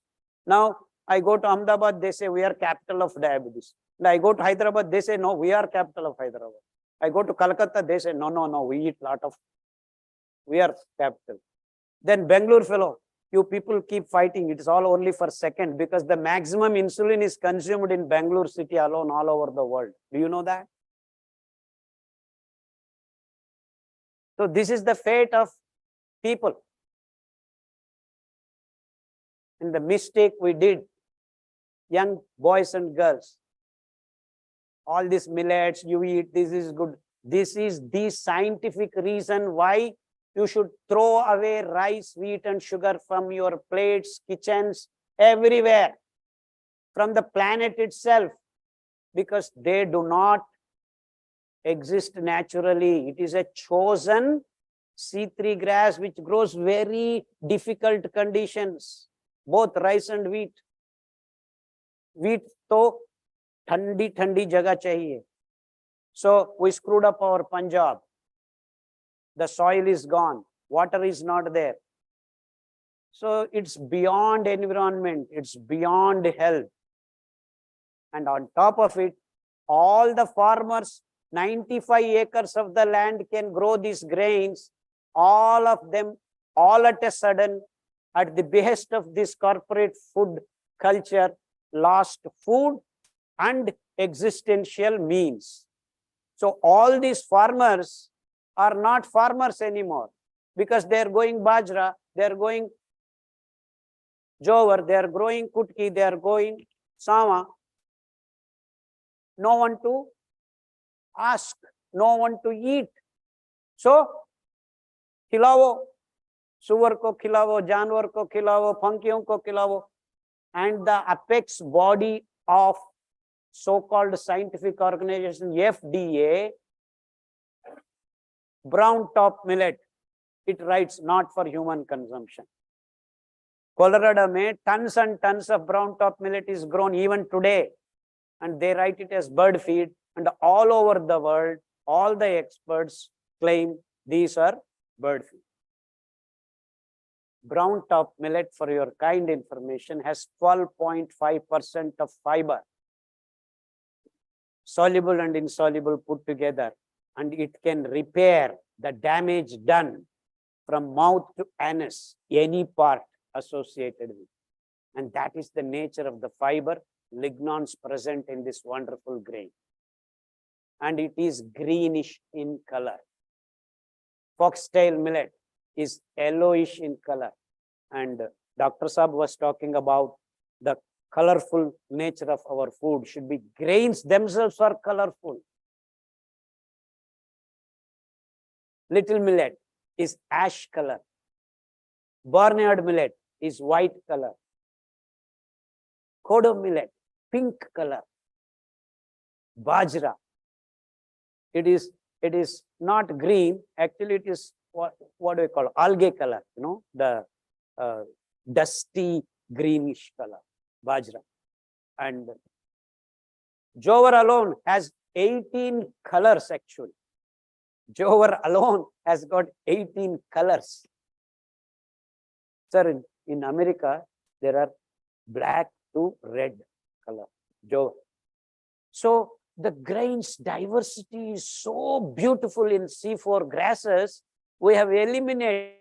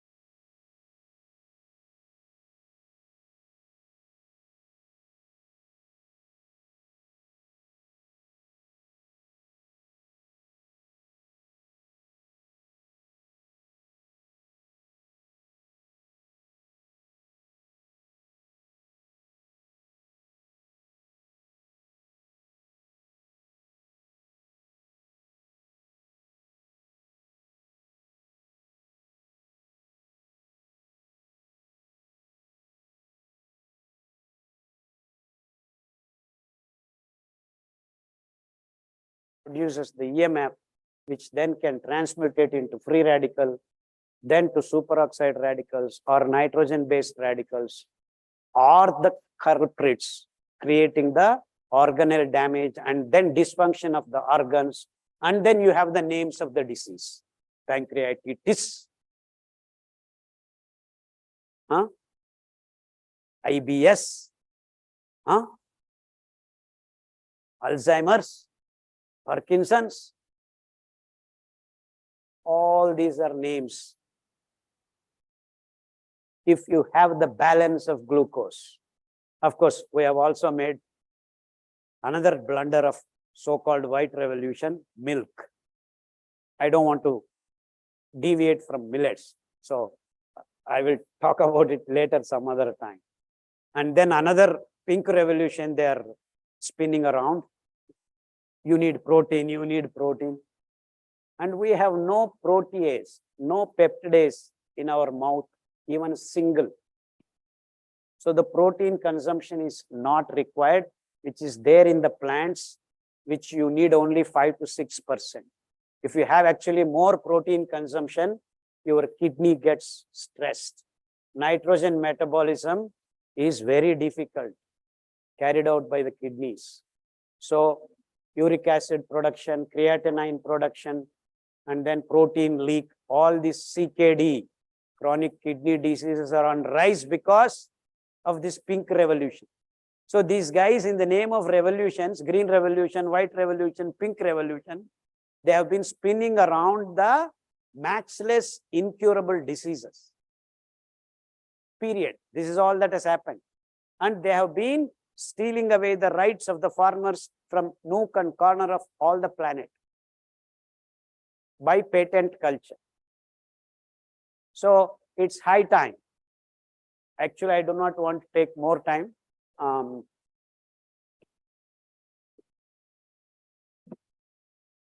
Yeah, I started at 1:12. So it is 32 minutes.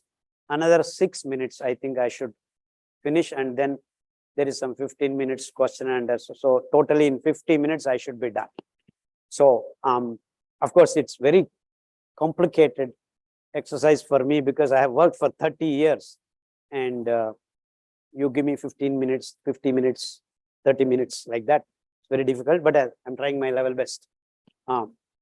We have healed, we have made all these diseased conditions. And then there is element of other aspects to be completely healthy, especially 3 aspects. I just want to digress, just go a little bit detour and explain to you, to be fully healthy, it is not just millets alone. You need vitamin D, which you do not get from any food. Vitamin D comes from you being exposed to the early morning sunrise time. There are 12 radiations, 12 frequencies that you get when you expose to your body, and most of your endocrine system gets activated. All endocrine systems get activated with the 12 frequencies when the sunrise time happens. And the names of the sun: Surya Namaskara, Maitreya, Saumitri, Khagaya, Hiranyagarbhaya, Surya, Aditya, Ravi, Arka, Bhaskara. All these are names of the frequencies. Prabhodaya, Ushodaya, Arunodaya, Suryodaya. These are the 4 stages. All of your systems, the hormone balance happens, and the conduct of your circadian clock to adrenals, pituitary, thymus, thyroid, pancreas, all are based on frequency of this wonderful sun rays. Not one, there are 12. And that's why you are better off getting up in the morning before sunrise, half an hour to 40 minutes, and be outside.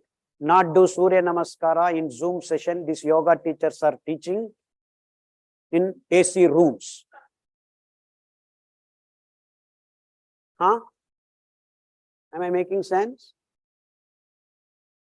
So please get up in the morning, even if you have slept at 3:30 after partying, having alcohol and all that, keep the alarm, get up, go to that 45 minutes, and then come back and sleep. No problem. It is so important. And of course, these so-called wonderful food corporate scientists say vitamin D is available between 12 and 3. That is somewhere in the northern hemisphere for fellows in Europe where there is no sun at all. For us, he has been giving us all his blessing. 289 days out of 365 days, we get wonderful sun rays. So get up in the morning, you will get your vitamin D, you will get all kinds of things that you don't even know about. In fact, unless your pituitary, thymus, and thyroid adrenals are connected, which is done by these wonderful frequencies, and Arca is the ochre color, that orange color. Of course, there is a Puranic connection. Aruna is Garuda's brother. He's a very angry fellow all the time because above he is very strengthy and below he has no strength. That's why he became Sarathi of Surya Ratha. So before you see the white sun, you see orange color. That's because this fellow with angry face, Aruna, red. Aruna is red. So that's how you get the orange color. I mean, this is a story. But it's because of horizon that we are rotating. It's not that sun is rising. We are actually rotating. So the sun rays of this, just physics, it happens that it throws out that orange color. And it is this orange color we can see. When it becomes white, we cannot see the origin of light. Our eyes are not designed to see the origin of light. That's why I keep telling people, don't see your phones also, because it is the origin of light. You will disturb your rods and cones, and you will create pressure in your brain nerve centers, and then you will become all kinds of sicknesses. So you need to have a mechanism of projecting it. So what I'm trying to communicate to you is, you can see a cinema, but don't see TV or computer screens. Cinema is a projected light. So keep in your mind, very serious. In fact, that's why I don't like too much light on me. I'm seeing the light. I cannot see you guys. You understand what I'm talking? So basic health requires vitamin D and energy domain, that activation. Without that, there is no health. So you can eat all the millets you want. You can do exercises. You can do all that. But then if you do not have this aspect taken care of, you are not going to be healthy. And we have used this. And we have cured blood cancer. We have cured uterus cancer. Within 18 days of exposing the blood cancer patient to this wonderful sunlight, and then feeding them the kodo millet, the fibers, cleaning up of the wonderful immune system and blood production, bone marrow, we have been able to eliminate blood cancer within 3 months. So like this, I have hundreds and hundreds and thousands of cases. And in fact, every Thursday we run a cancer class in my daughter runs a cancer class. She's a doctor, homeopathy doctor, and we feed them this food and explain them how to cook. So the best part is to cook. And you should love cooking. And cooking with millets is just a pleasure. I'm a very good cook. In fact, I don't allow my wife to cook when I am there. I keep finding faults so that she goes out of the kitchen. Though she cooks better than me. You need to soak, because the grain has fiber. Fiber is lignans, that is wood. So you need to soak. It is the aromatic molecules. Very handles are there, a little bit of aliphatic chains which absorb water and slowly jelikaran hota hai, hydration hota hai. So you need to hydrate the fiber so that it gets cooked. So without soaking, if you cook, you are not going to digest the food at all. So there is a difference between cooking rice, wheat or millets. The big difference is soak, hydrate after 6 to 8 hours, because the grain has got the fiber interloculated. It is not just upper layer like rice and then you remove it, gone. This is going deep into the layers of the carbohydrate. You call complex carbohydrate. It is interloculated with this fiber. It is not that you just remove the chilka and the fiber is gone. Some of it is gone. In fact, very good fiber is gone if you polish. So unpolished millets is your ticket to go. And kodo millet cleans your bone marrow and blood and immune system. Brown top millet, as I've already explained, cleans from mouth to anus, all the organs packaged in. And the yellow foxtail millet cleans your lungs and your nervous system. And brown top millet, as I've explained, it's called actually brown top. The reason is the grain is like a top, which is brown chilka outside. You remove that, inside you have a green grain. You see the nature's wonders. Beautiful. And they're so small. They're so small, they're called minor millets. And then you have little millet. It is the smallest of all the millets. It's called little millet. And you can clean all your genital organs. That is women, the fallopian tube, the ovarian system and the uterus and your breast, all this can be cleaned up with the fiber of this little millet. And for men, that is the biggest problem now human race is facing. The sperm has evaporated from the human male in the last 50 years. 150 million was the count in 1950s, average men's sperm count. Now it is 50 million. 100 million is evaporated. And the sperm health has gone haywire, and you are producing mentally retarded kids, autistic kids, disabled kids, confused kids, quacks, whatever, quirks they call, and others. It's all because the hormonal balance. So we have actually helped infertile cases, thousands and thousands all across the globe. We have helped infertility cases by just making them eat 3 days in a week little millet, because the fiber corrects all your connected, that follicle stimulating hormone, IVF centers, all are irrelevant. Irrelevant. So we start eating these 5 millets, the next 6 months, we can close down half the hospitals in India. I would stop here.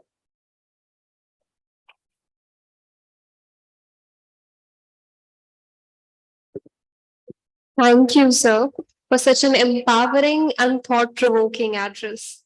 We are sure many will be more aware about their food choices and make a conscious decision about what they and their loved ones eat.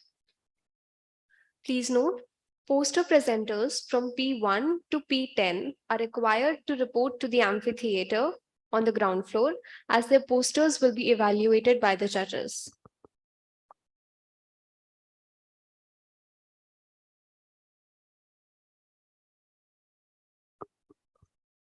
We shall begin with the first technical session of the 2-day International Conference on Millets, a sustainable approach towards health, nutrition, and environment. The theme of the session is Nutri-Cereals for Nutritional Security. Our esteemed chairperson for the session is Professor Vanisha Nambiar, and speakers for the session are Professor Eram Rao, Department of Food Technology, Bhaskaracharya College of Applied Sciences, University of Delhi, New Delhi, and Dr. Varsha Tanu, Associate Professor, IIHMR, University, Jaipur. I request Dr. Nalini Totuka, co-convener and head Department of Home Science, to felicitate Professor Vanisha Nambiar.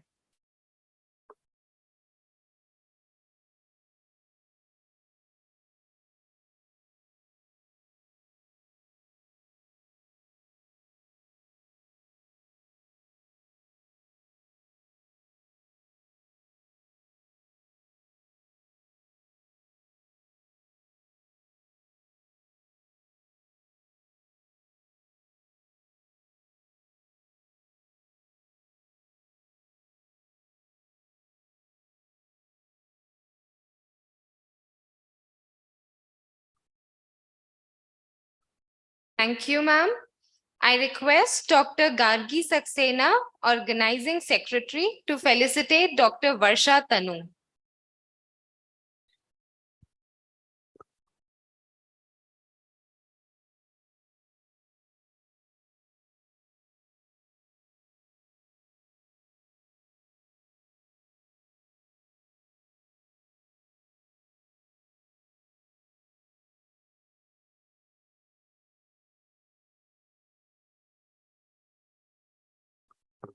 Thank you, ma'am. Before we proceed with the technical session, we shall have a question and answers round based on the keynote address.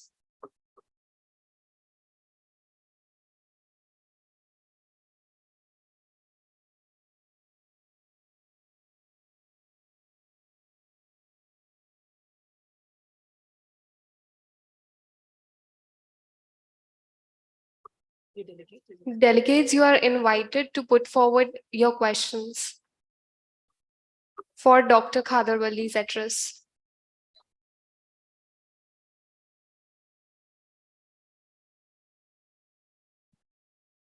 Dr. Khadar, this is not a question, it's a matter of discussion. It was 2008. I wrote a letter to Mr. Manmohan Singh, the then Honorable Prime Minister.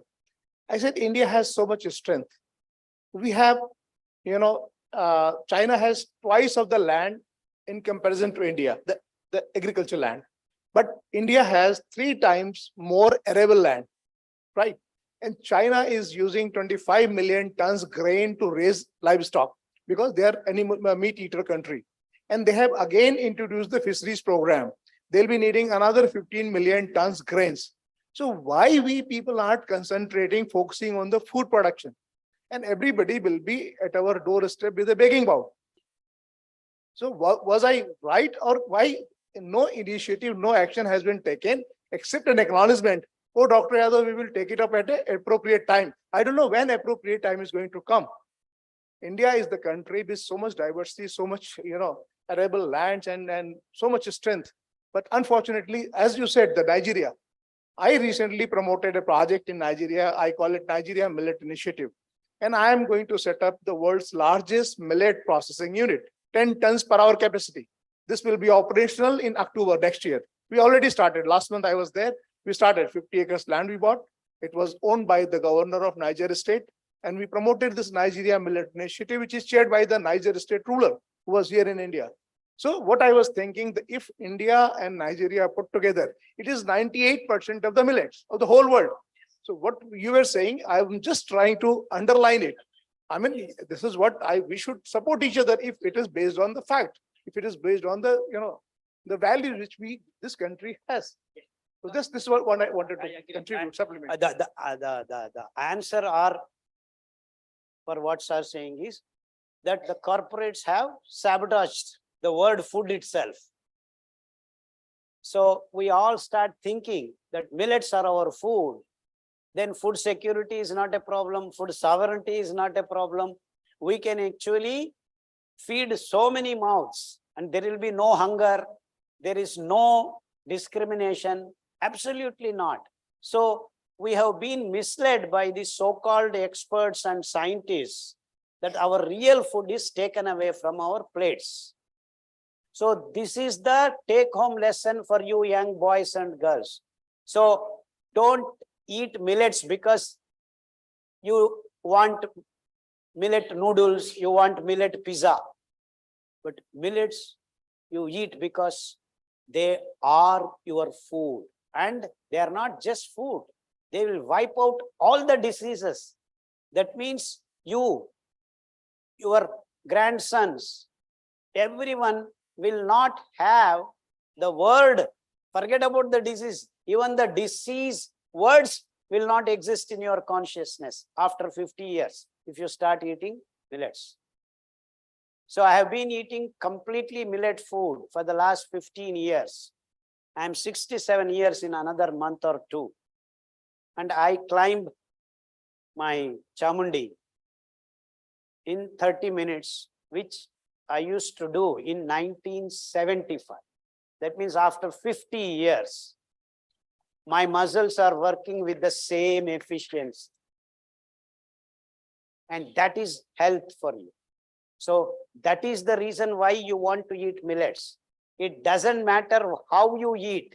Soak them, you make porridge, you make whatever names you want. Bread, biscuit, paratha, kulcha, khichdi, pachdi, whatever, it doesn't matter. But eat millets. Eat millets, each one 2 days. There are 18 millets existing even today in India. So at least, as Madam said, eliminate rice and wheat slowly and steadily. Within next 3 months, you eliminate rice and wheat from your plates. Of course, sugar, I told you, it is the enemy. So this at least, you can eat rice and still be all right, but eating sugar, you are a mad fellow if you are eating sugar. That's, yeah, good is okay. And toddy palm sugar. Mithas hum khana hai.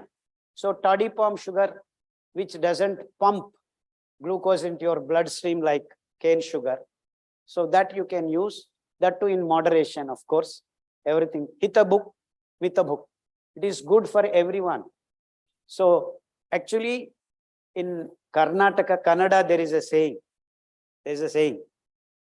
One who eats once is yogi. One who eats twice is a bhogi. One who eats thrice is a rogi.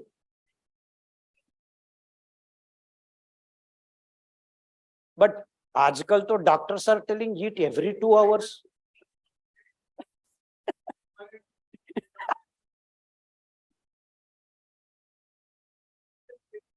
Yes.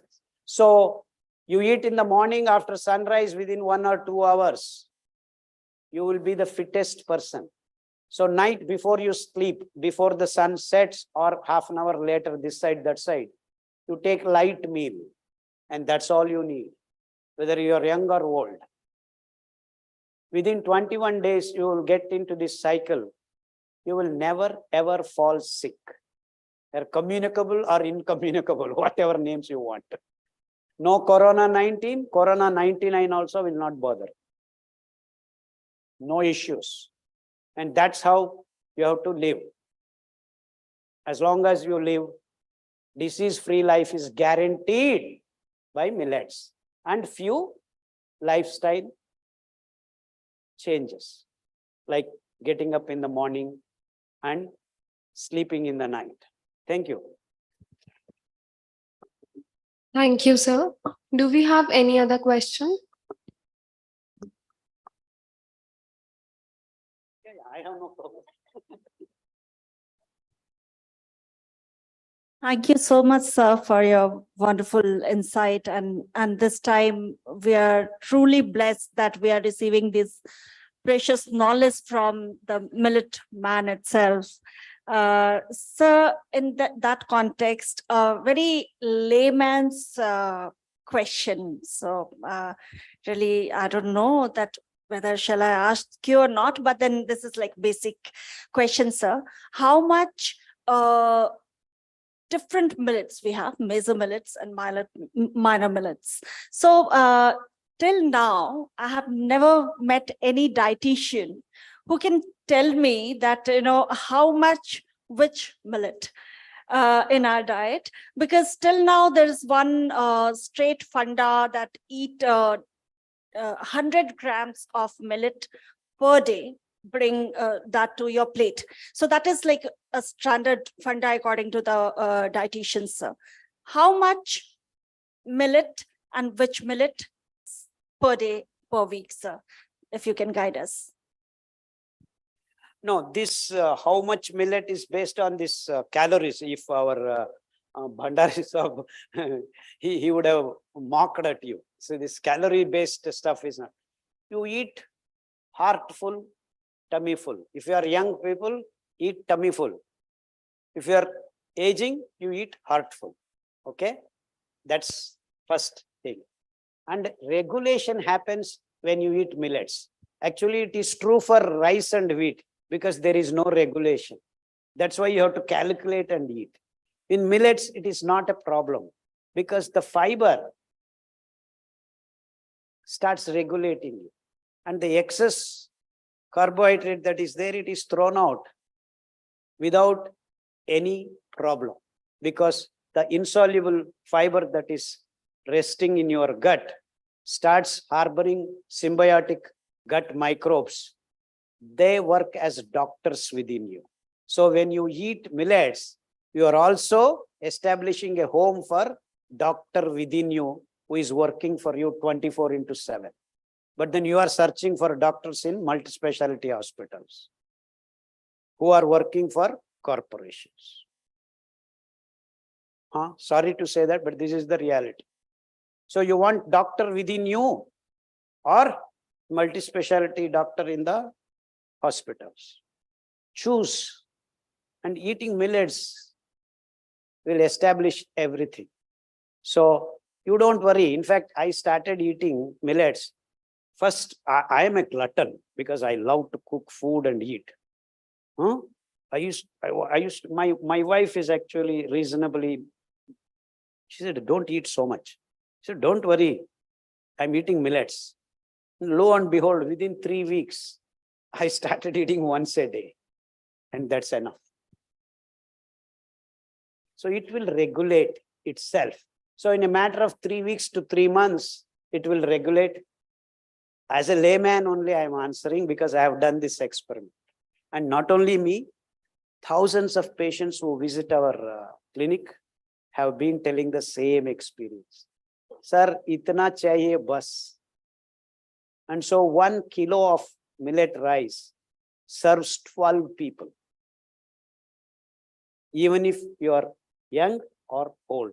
And the rice and wheat, 5 people will finish because it is not satiate. Millets have that. This is why I'm explaining to you slowly. The satiety is one of the most important things. That's why I said young people eat tummy full. As you age, you eat heart full. Have I answered your question? Thank you so much, sir. Thank you very much, sir.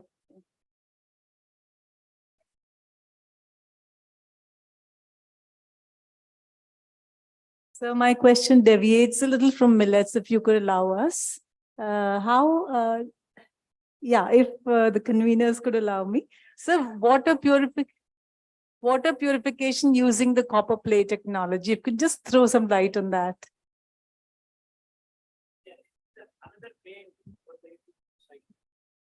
They're selling plastic bottles in the name of water. Never ever drink water from plastic. Nanoparticles of plastic are reaching and your endocrine system is getting haywire. And sadly, all so-called nutritionists are also drinking this water. You make it available. So you can take this plastic water, put it in a copper plate. By the time the particles are hindered, right? Let me explain. Copper is the only metal which has got 3D to 4S transition, free electrons. They are running around.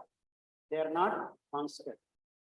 So it's amazing. That's why they conduct electricity, the best conductor. So, and why? Oh, I'm holding for you. So the bandwidth of the 3D 4S transition is perfectly matching anything that is soluble in water. Even nanoparticles will be knocked out of the water hydrogen bonding molecules. So it comes and deposits on the plate. So you put this and keep it for 4 to 5 hours. The nanoparticles of even plastic get deposited on the surface of the copper plate. And now, how do I clean that? You have chelators called tamarind juice, lemon juice, natural. If nothing is available, you can take tomato oxalic acid. So these are actually natural chelators of any positiveness. That is, the plastics with the nano-sized particles do not have, they expose themselves, and then these chelators can remove that. So you can add lemon juice and little salt you clean the bottle. So every day you clean the bottle, you have your perpetual cleaning machine. This RO water, all that is a humbug. Actually. The real cleaning of water takes place with the copper plate. And there is another metal which has got 4s to 5d transition, which is silver. And that bandwidth is not suitable for water. So you put silver plate, it doesn't clean as much as copper plate does. Whereas some of that bandwidth can break open some of the bacteria, virus covers, the top layers. That's how the silver plate can clean some food material. So you use silver, washed, cleaned silver to store some food materials like dry fruits, if you have dried in your backyard. So that's the way from time immemorial in India, copper and silver have been used. In fact, rich fellows eat food in their silver plates. This is the logic. Madam, that is the answer.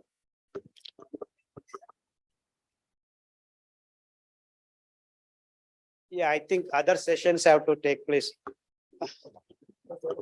Thank you so much, sir. We shall now resume with the first technical session. I request our chairperson to kindly take her seat on the stage. It is my honor to introduce chairperson of the session, Professor Dr. Vanisha Nambiar. Dr. Nambiar is currently working as professor and coordinator of Public Health Nutrition, Department of Foods and Nutrition, the Maharaja Syajirao University of Baroda, Gujarat, with the teaching and research experience of 29 years. Dr. Nambiar has published 6 books, 65 papers in journals, and has guided over 29 dissertations of master's and PhD degrees. Having numerous awards and accolades to her name, she has been appointed to the WHO Technical Advisory Group, TAG IC2, Primary Healthcare, for 2 years in 2022. May I invite Chairperson of the session, Professor Vanisha Nambiar, to kindly take over the proceedings.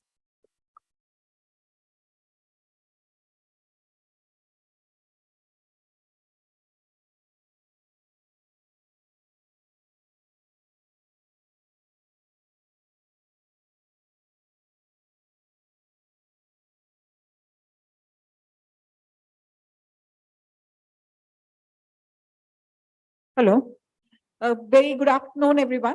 It's past normal lunchtime for all, but since we've had a heavy caloric dose, I'm specifically mentioning caloric dose, we can still afford to spend some more time and listen to one of the most dynamic speakers who's present here. And it's my pleasure to welcome Professor Iram Rao, whom we listened in the panel discussion. Professor Iram Rao is a professor of food technology and former vice principal of Bhaskaracharya College of Applied Sciences in the University of Delhi. And she has several papers to her credit, and she's a prolific speaker. So, ma'am, the stage is all yours. Thank you so much. Can I have the presentation, please?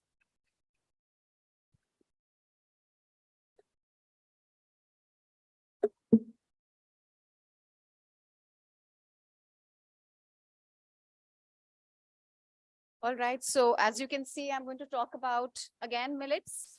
So I hope it's not going to be an overdose of millets. What I'm going to tell you really is that, how we can transform our plates and how we can incorporate millets on a daily basis.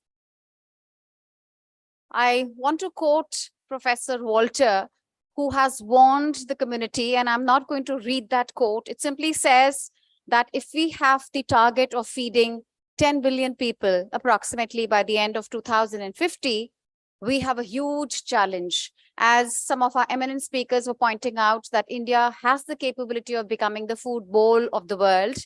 How do you get there? We have to cut the consumption of meat by 50%. We need to also stop food wastage. So I'm particularly using the word food wastage because food losses really happen at the farm. So if you cut that, we'll be able to feed those who go without a meal on a daily basis. So coming to the facts and figures, I'm going to come straight away. I'm sorry that we have a problem over here, and we have all discussed this since morning, that We have a problem of food production. We have not adopted the current practices. So the global greenhouse emission is huge. To cultivate 40% of the land, we are using approximately 30% of these particular gases and 70% of the natural reservoirs, which means very soon we are already on the red zone. We do not have enough water, and that's where not only the crisis of the soil begins, but also of the water. Now, having said that, we also find, particularly in India, that we are grappling with a triple burden of malnutrition. Globally itself, we find that about 820 million people, and this is post-COVID, are supposed to be malnourished or they are deprived. You find that about 150 million people, particularly children, are suffering from chronic malnutrition. About 50 million are going without even more severely acute malnutrition. And on the other side, the flip side, we see that about 2 billion people are also suffering from overweight and obesity. So we have to do this particular balancing act where we choose the food on our plate so carefully that we are able to do both at the same time. So let's look at what all is going wrong. So we've heard about impacting the environment. Climate change is a reality. We find flooding, drought very rampant. And food, as you can see over here, is a second contributor. So after the personal vehicle pollution, it is food transportation, processing, etc., which is leading to this particular malady. So if you look at the food systems approach, it is not something which is sustainable. What we find is 30% of the global greenhouse gases are because of the current food systems approach. What we need to understand is that how can we modify this? So we just heard people talking about that how China has more amount of land, but the arable land in our country is higher. But come to think of it, that 20% of this land, the food which is grown over here, only goes to the waste basket. And that's equivalent to what is China's land able to produce. Food losses typically in our India is in the agricultural sector. And what you can see over here is I've already highlighted that it is particularly the fruits and vegetables which are lost. And that's where we find that the policymakers, the government is looking into the development of the infrastructure, cold chains, etc., where we can actually conserve these losses. So if I can just arrest these losses, we'll be able to feed many more people. Now, this is a awakening call for all of us. And everybody understands when you look at the traffic signal lights that there's a red alert, that means stop. So if this is what we keep and continue practicing in terms of our food production, what's going to happen soon, you would find that there would be no land which is cultivable. It's all turning into red zones. There are hardly any green pastures. So as I always quote, and I say this, that we have become very aspirational, as mentioned by Dr. Wali also, that we are a consumption-based society. So back then when people were, there was a divide, discrimination between haves and have-nots.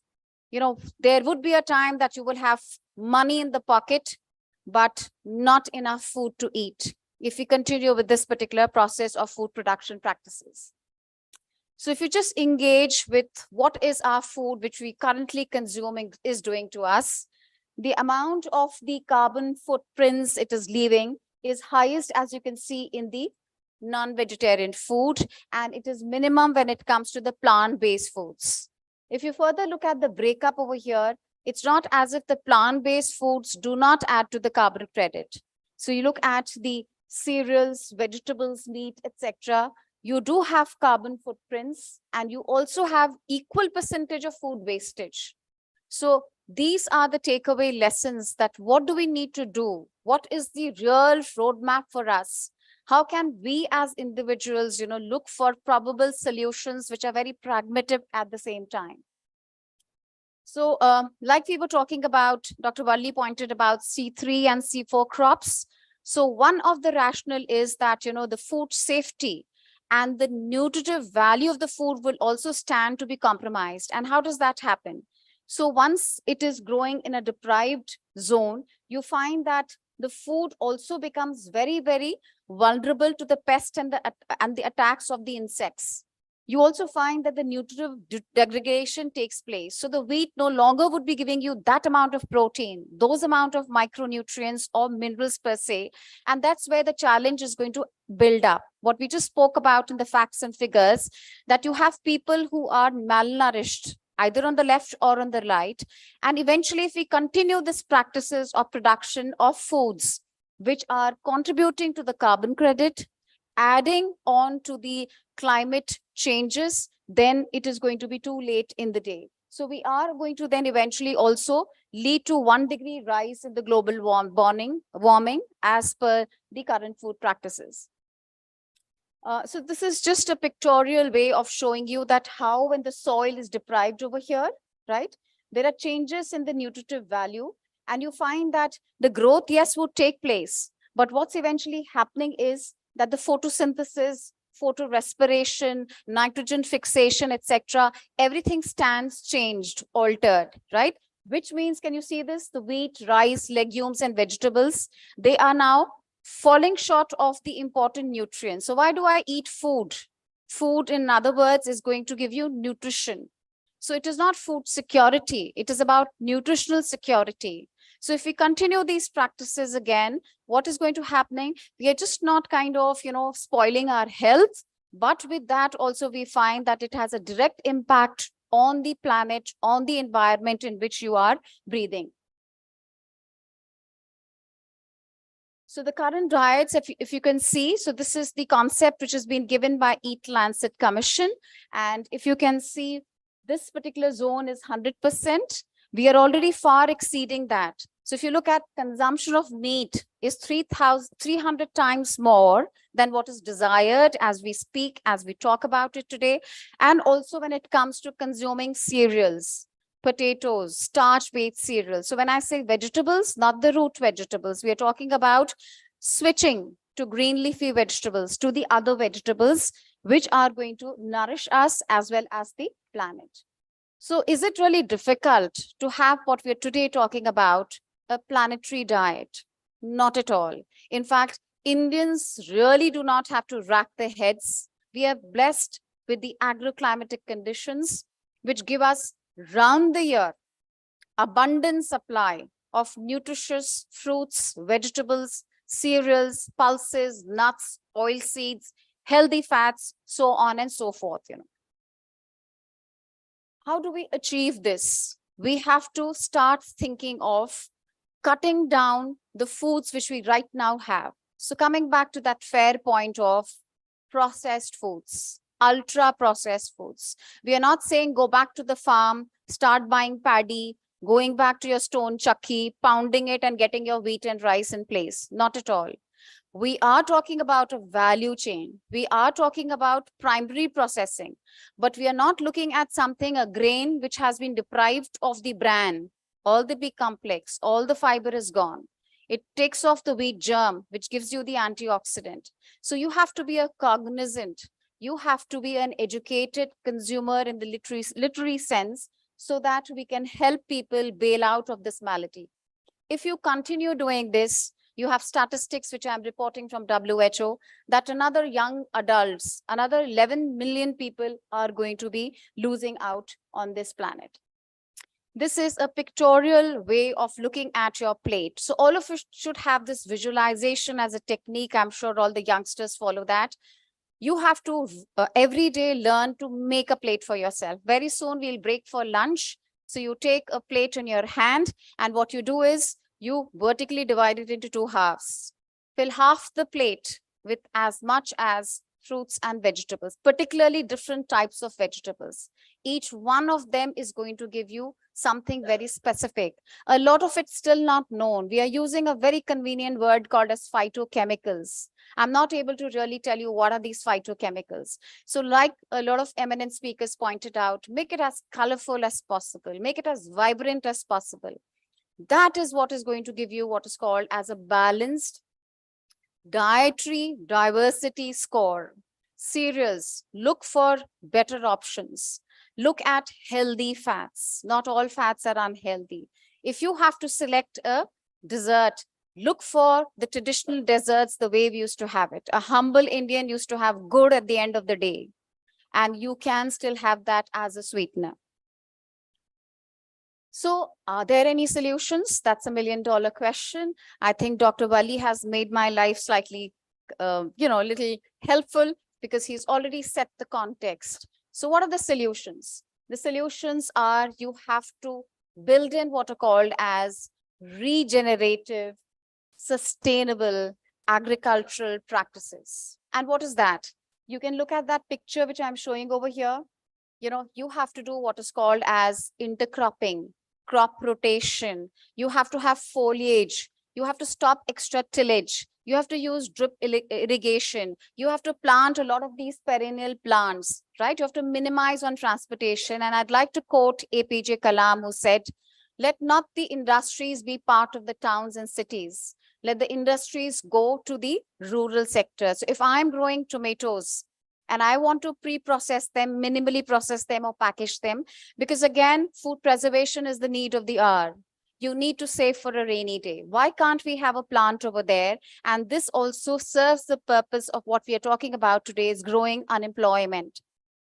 So let those people stay back in the villages and have a sustainable livelihood.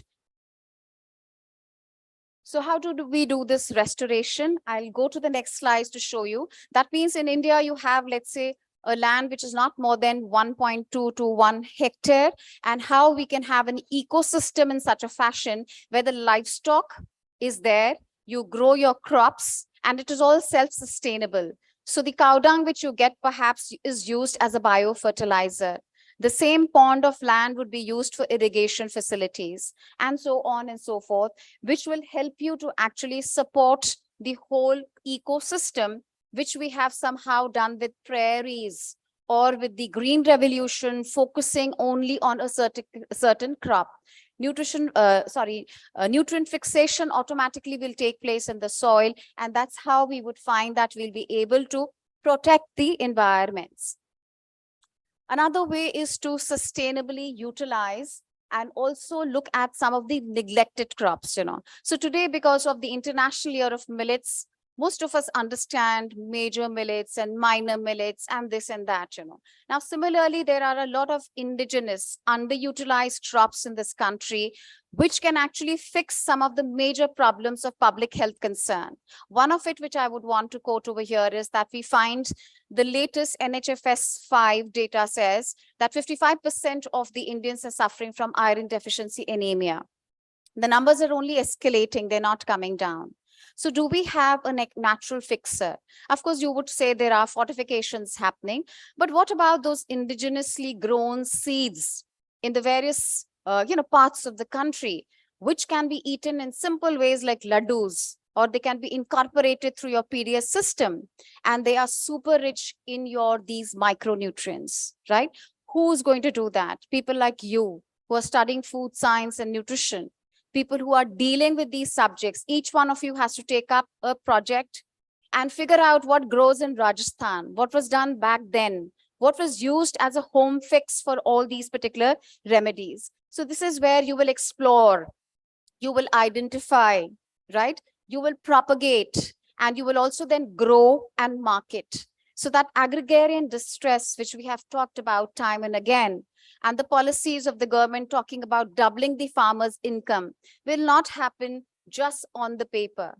It has to have a 360-degree approach, and for which consumers like us have to play a major role. Because when I asked for that particular seed, which was used back then, I'm sure that there'll be a demand which will be created, and that rippling effect someday would have its own results. So another one is precision farming. We are all concerned with chemical pesticides which are sprayed, right? There is no SOP which is being followed.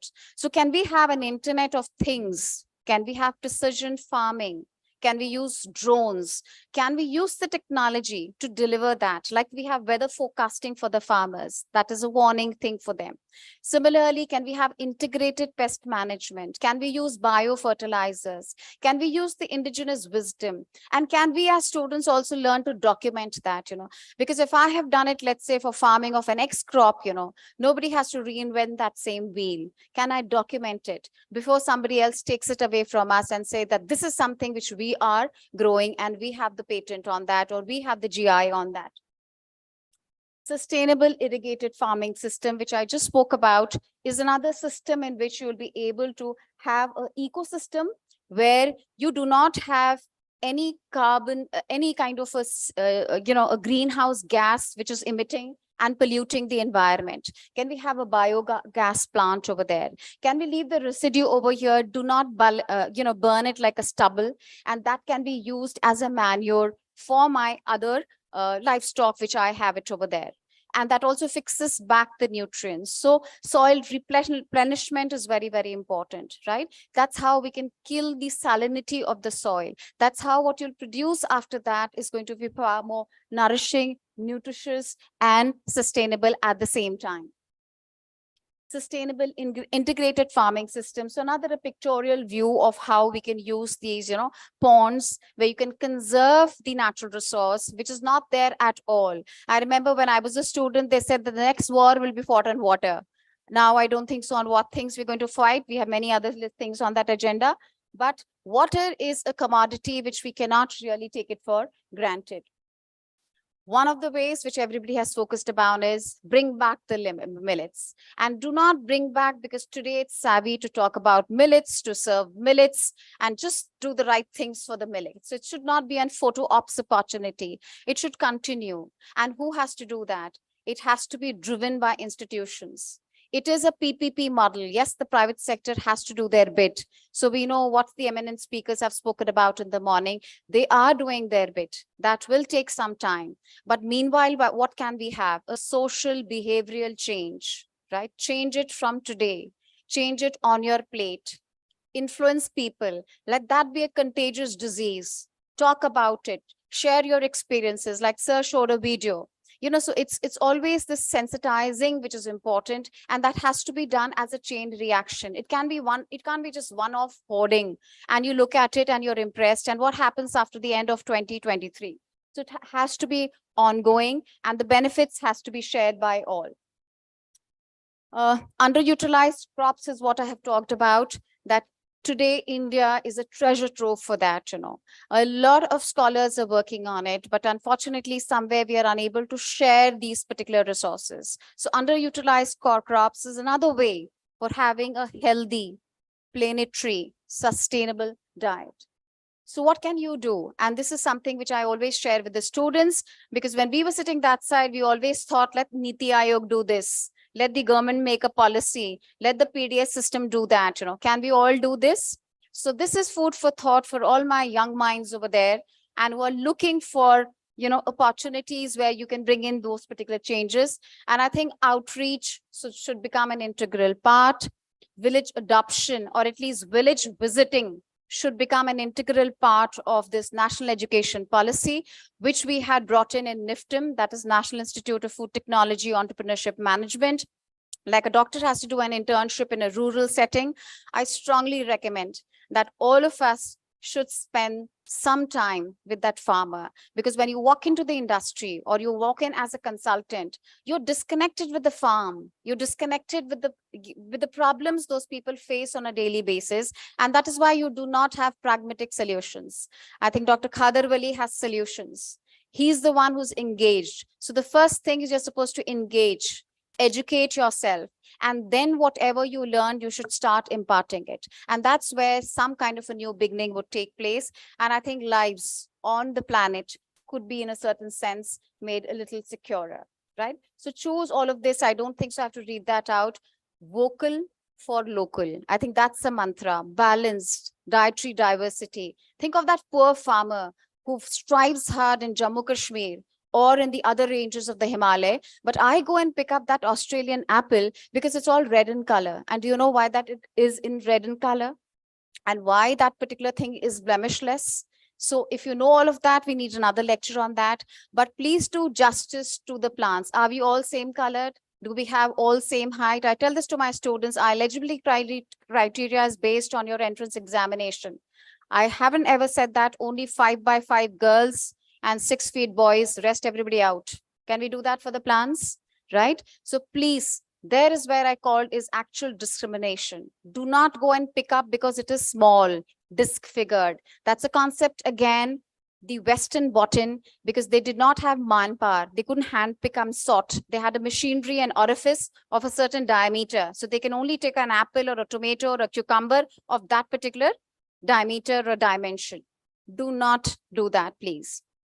That's the way you bring some smiles to the farmers. So maybe my mission over here is not to double the farmers' income, but at least highlight what they go through, because then it is all redundant. And go back to that food wastage, the first slide, which I spoke about. 20% of what we produce is being wasted. Can we just conserve that? Can you just, each one of us like to teach one? Can each one of us from today start feeding one person? And you don't have to get an expensive meal. You can give one banana. You can give one particular vegetable. Don't throw away your paratha. Please feed a person next door to you or somebody who needs it.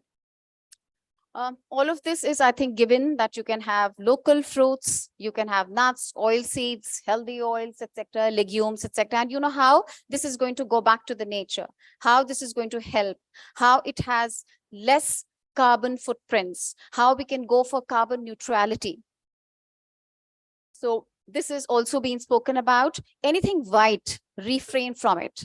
It is time we say tata to the colonization which has been done to our brains, like, anything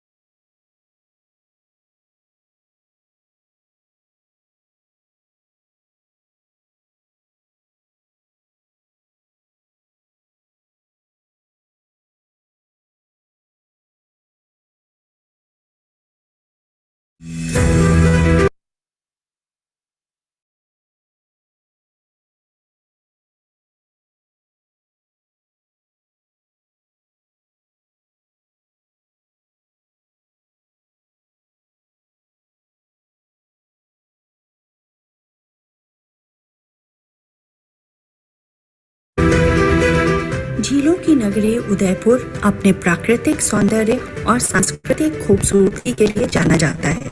यह क्षेत्र जनजातीय समुदाय के निवास स्थान तथा उनकी समृद्ध परंपराओं के लिए भी जाना जाता है। सदियों से इन जनजातीय समुदायों का मुख्य भोज्य पदार्थ प्रकृति द्वारा प्रदान किया गया मोटा अनाज ही रहा है, जिसे हम मिलेट के नाम से जानते हैं। इनमें प्रमुख अनाज कोतरा, चीना, हमलाई, बट्टी, माल, सामा इत्यादि हैं। लेकिन जैसे जैसे शहरीकरण बढ़ा, इन पौष्टिक मोटे अनाजों का उपयोग भी कम होता गया और अब तो अनीमिया व्याप्त क्षेत्र होने के बावजूद भी इन परंपरागत अनाजों का उपयोग मनुष्यों के लिए ना होकर पशुओं के चारे के रूप में किया जाता है।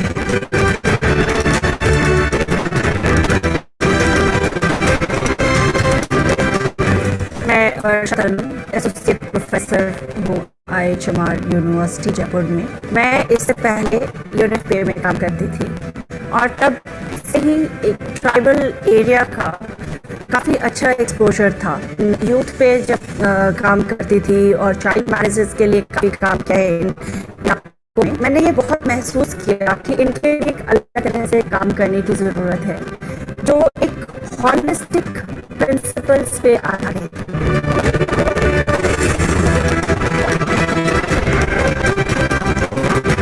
IHMR यूनिवर्सिटी स्वास्थ्य के क्षेत्र में उच्च शिक्षा में काम कर रहा है।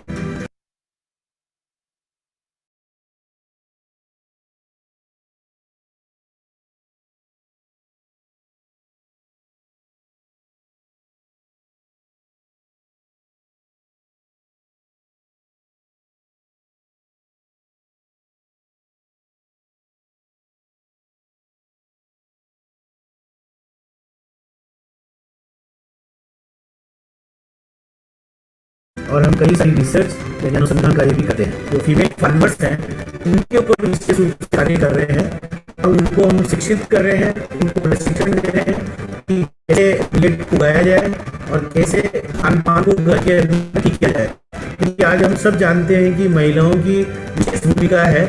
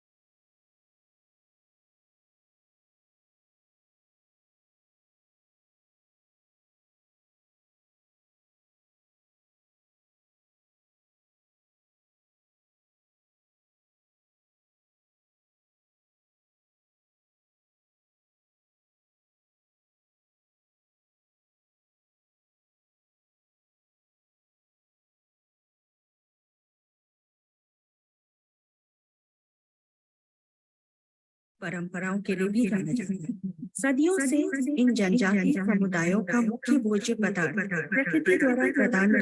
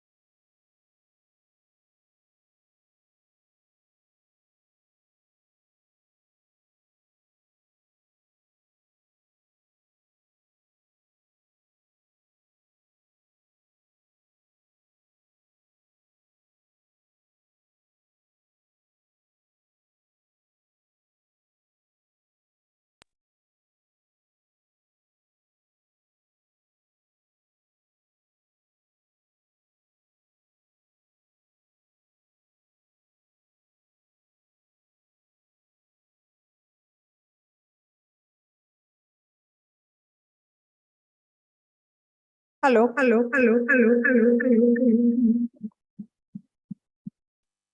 Good afternoon, everyone. And welcome to the postprandial session on millets. And it's my honor to call Dr. Varsha Tanu, who is an associate professor of IIHMR from your own city, Jaipur. And Dr. Varsha has done her master's and MPhil from Delhi School of Economics, Delhi University, and has 17 years of professional multi-sectoral experience and expertise. And at present, she's an associate professor, and she is doing a lot of community-based interventions in Rajasthan and work with several organizations such as NHM, Department of Women Empowerment, Women and Child, National Urban Livelihood Mission, National Rural Livelihood Mission, Panchayati Raj, and many others. And she, though not a nutritionist, has acquired a lot of skills and is currently working to reestablish micro millets in the remote tribal blocks of Udaipur, which is another beautiful city of Rajasthan, and trying to improve the nutritional security of the tribal population. So, Dr. Varsha, I cordially invite you to speak on your views on, and the whole stage is yours.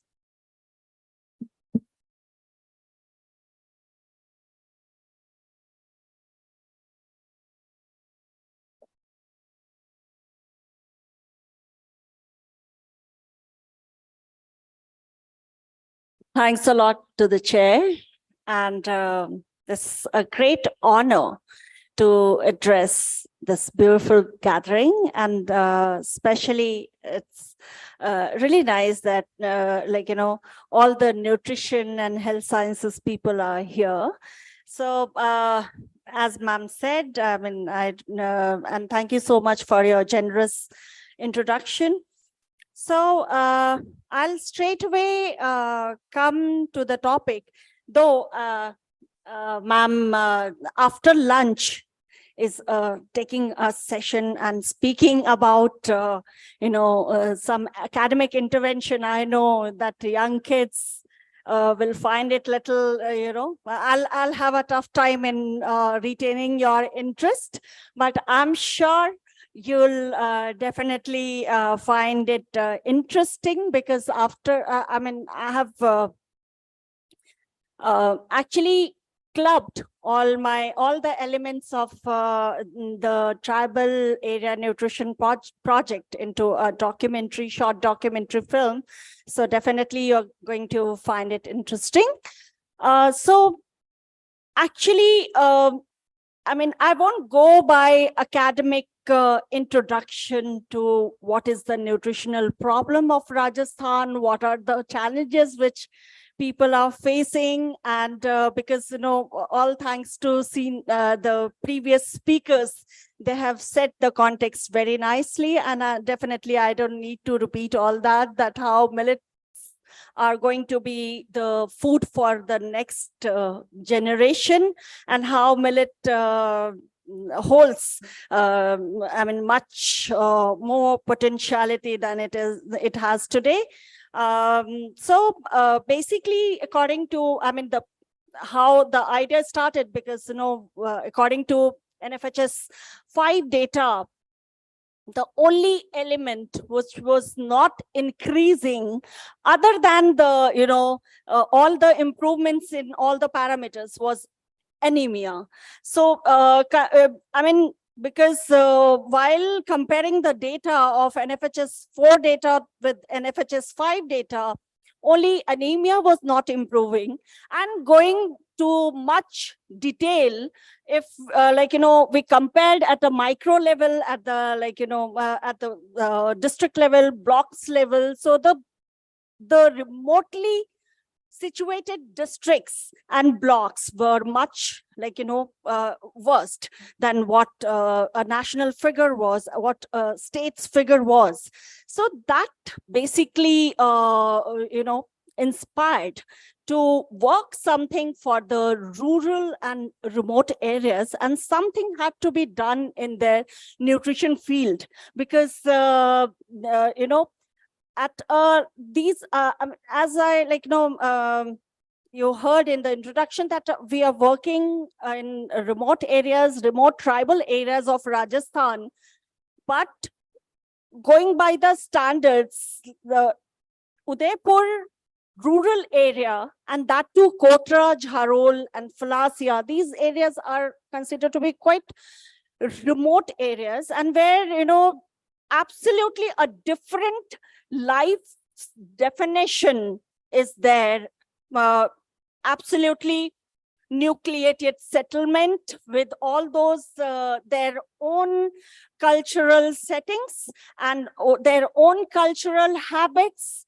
But in the midst of that, when I just went to explore the area, I found that, they have their own eating habits. They had their own tradition of food, drink and everything. Of course, I mean, they have, that's a part of their culture.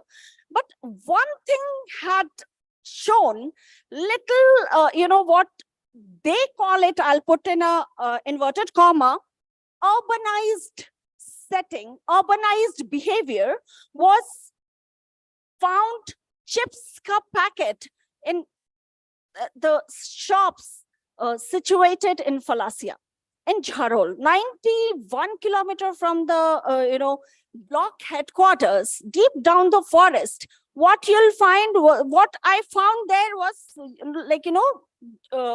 in ubiquitous manner was chips ka packet, chips and various brands of those wrappers there, gutka and chips. Both were common thing, which was found in the name of modern things, which Dadi was also eating and the bacha was also eating.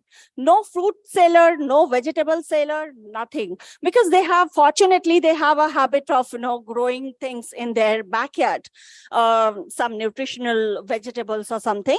But they had this modern eating habit, percolating to them. So based on that, tried some intervention which had all the process of production, linkages to markets, processing, and the consumption habits also, because started with the the SBCC aspect, what is called as social behavioral change processes. And with that, as you'll just watch in documentary, that spoke to various groups, and this idea to interact with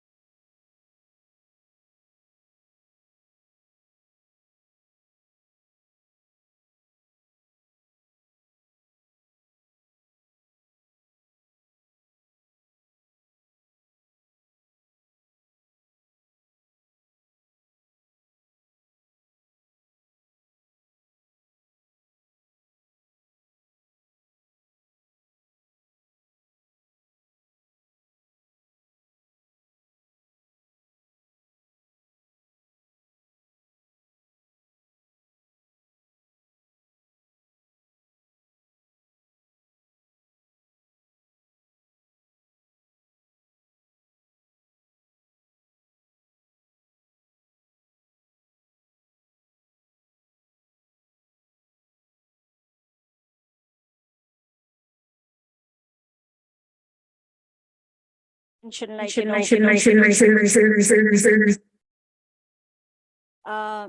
sorry. So some like Sanjeev Kapoor are to get support. Basically, other than that, how importantly they are with you defines the course, because as you have attended the session earlier, that even if like Rajasthan is #1 in terms of producing bajra and #3 in producing sorghum, which is known as jowar. But, you know, the moment if you talk about micro millets, there's just micro millets contains which crops, only this much of knowledge we have. Other than that, not even knowledge, not even seeds. People are researching, people are basically, creating, they have created seed banks and all. But if you come down to our farmers level, nothing is available to their hands. So we'll have to think about that. And as again, probably Mr. Wali only said that if we eat fruit, apple has a value. But if we process and if we add preservatives, if we add, we extract juices, the characteristic totally changes. So in order to reap the benefits to the maximum level, we'll have to eat it as nature gives us. Then only that processing and those units, definitely these poor farmers have to be supported by all that before this magical crop takes over again. That definitely in the they have stopped the production now, and sama and those kangni, nachni, ragi, these crops used to grow in the foothills of forest, foothills of small hillocks. But now nobody grows, just to avoid the process of processing it, dehusking it, and they have adopted to different crops, and these crops are only limited to fodders and grown for,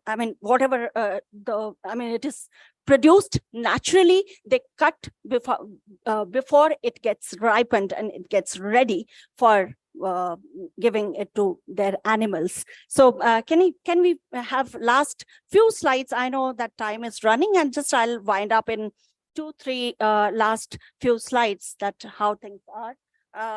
That thing, remote also I need.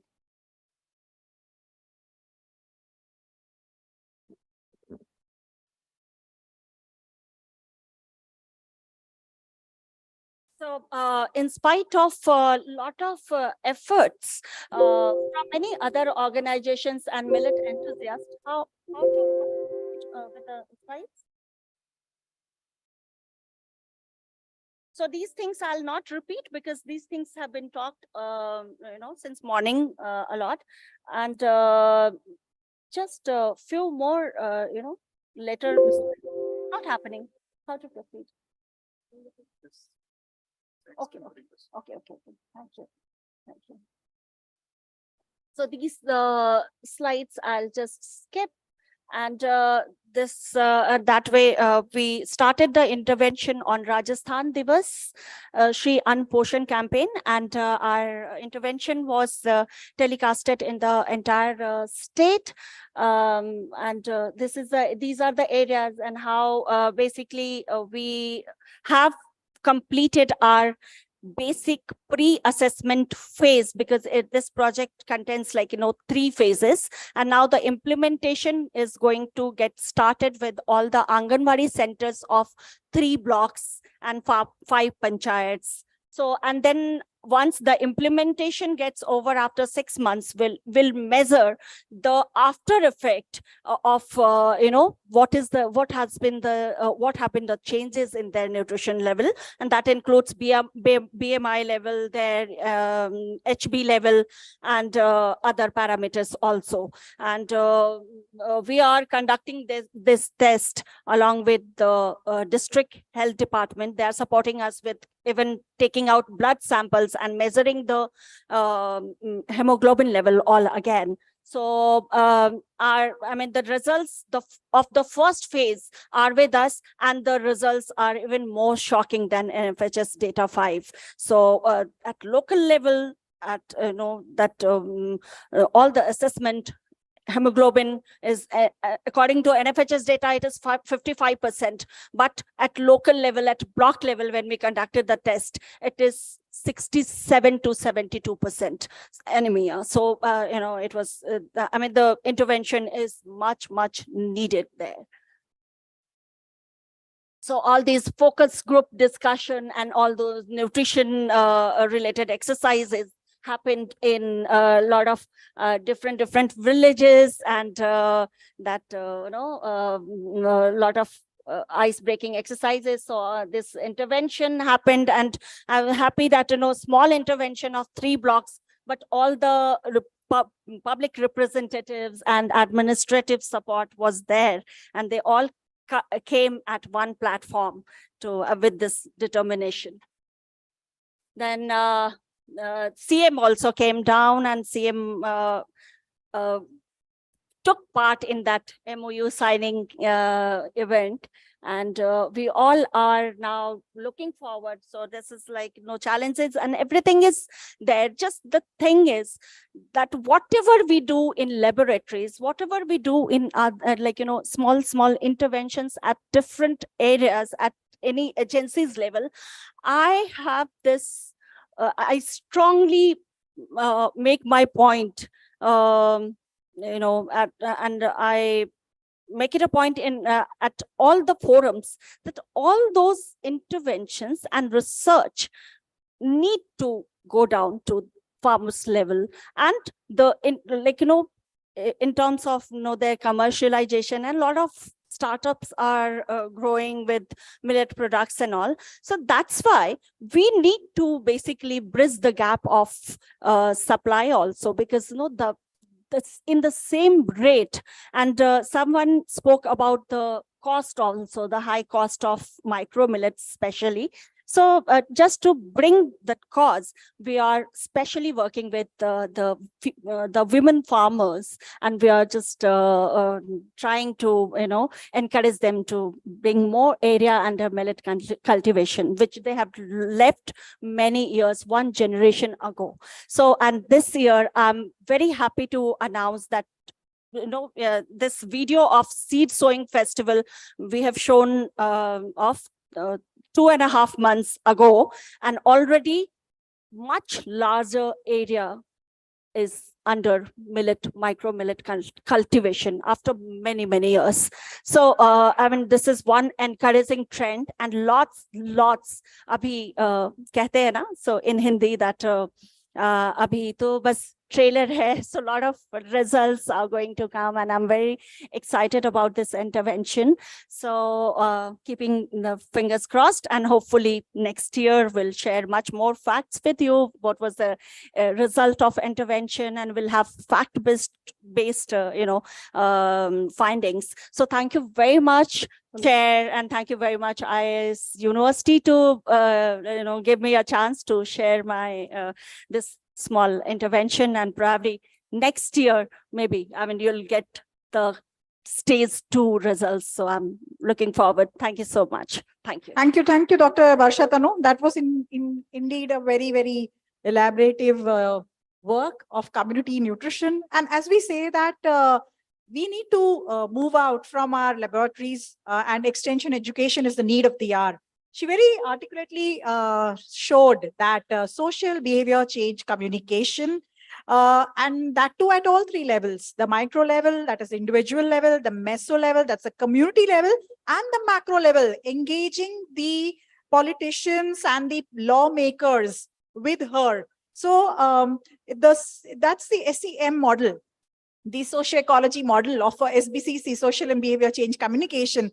And though you've not spelled out, this is what was seen in your video. So I thought I'll just explain it to the students that in terms of when we teach public health nutrition and when we talk about SEM model, this is what, and this is how the work happens. And major millets is known to everyone, bajra, sorghum, but the names of the minor millet, the use of minor millet, the farming of minor millets is getting lost. And the new word that we have in the food systems or transforming food systems or making sustainable food systems is sovereignty, food sovereignty. And we talk about food sovereignty, we talk about the culture of the people, we talk about their anthropology, and then we talk about agri-nutri health. So health doesn't just come, it has many centuries of habits which have actually formed the current health that we have. And ma'am, I'm very happy that you, being a student of health economics, have brought on this very important message that improving livelihoods, engaging them through what they were doing, definitely is going to be helpful for improving the food and nutrition security. And one thing that I saw, the laddus, the hot cooked meals that are being given currently in the entire country of India, and the take home ration, the THR, definitely needs a lot of improvement. And if local recipes which are within the framework of the cost of the government are promoted and with vigorous inputs by each and all of you with the local governments, change can happen. So let's see that India improves its nutrition status by adapting its own culture with science and the art. So one, as she said, that अकेले चले थे कारवा बन गया, तो उन्होंने एक ही बात बताया हमको कि हमें लाइवलीहुड इंप्रूव करना है, हमें मिलेट इंप्रूव करना है, पर उस चक्कर में बहुत सारा अच्छा कार्य हो गया. तो thank you ma'am, and huge round of congratulations for working with the tribal women for the development. And it is not social service minded, it is self development. You learn when you go to the field. So I request all the students sitting out here, don't think community nutrition is boring. When you go and talk to people, you will learn. And you have what you've learned till now growing up is through your TV boxes. So the world is beyond virtual media. You need to sit, interact, and talk to the children, talk to the women, and their needs definitely are different. Many solutions are within the community. You just have to channelize them. So with that note, huge congratulations, ma'am, for giving us a beautiful insight about your work on the tribal women. And we close the session and over to the organizers for the next session. Thank you once again for giving me this opportunity to chair the session. I think we are running late, so you can interact with ma'am in your personal capacity. Thanks a lot. I close the session. Thank you all. With this, we come to the end of technical session 1. I would like to extend heartfelt gratitude to our esteemed chairperson, speakers, and delegates for their valuable participation and contribution. Now, we begin with the technical session 2nd of the 2-day International Conference on Millets, a sustainable approach towards health, nutrition, and environment.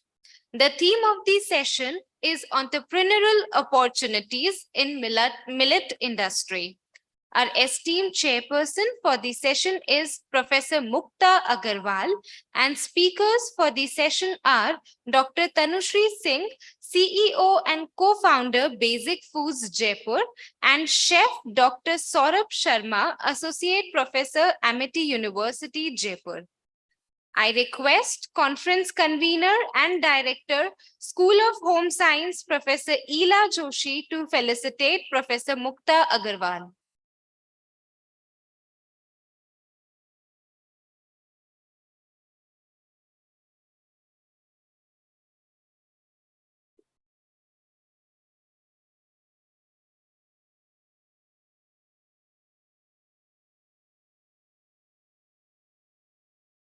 Thank you, ma'am. I now request Ms. Simran Singh, Organizing Secretary, to felicitate Dr. Tanushree Singh.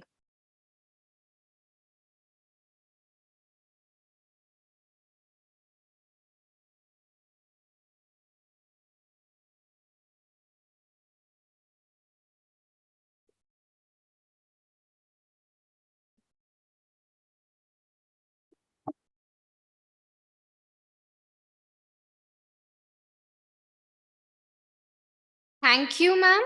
I now request Dr. Isha Sukhwal, Senior Assistant Professor, Department of Home Science, to felicitate Chef Dr. Saurabh Sharma.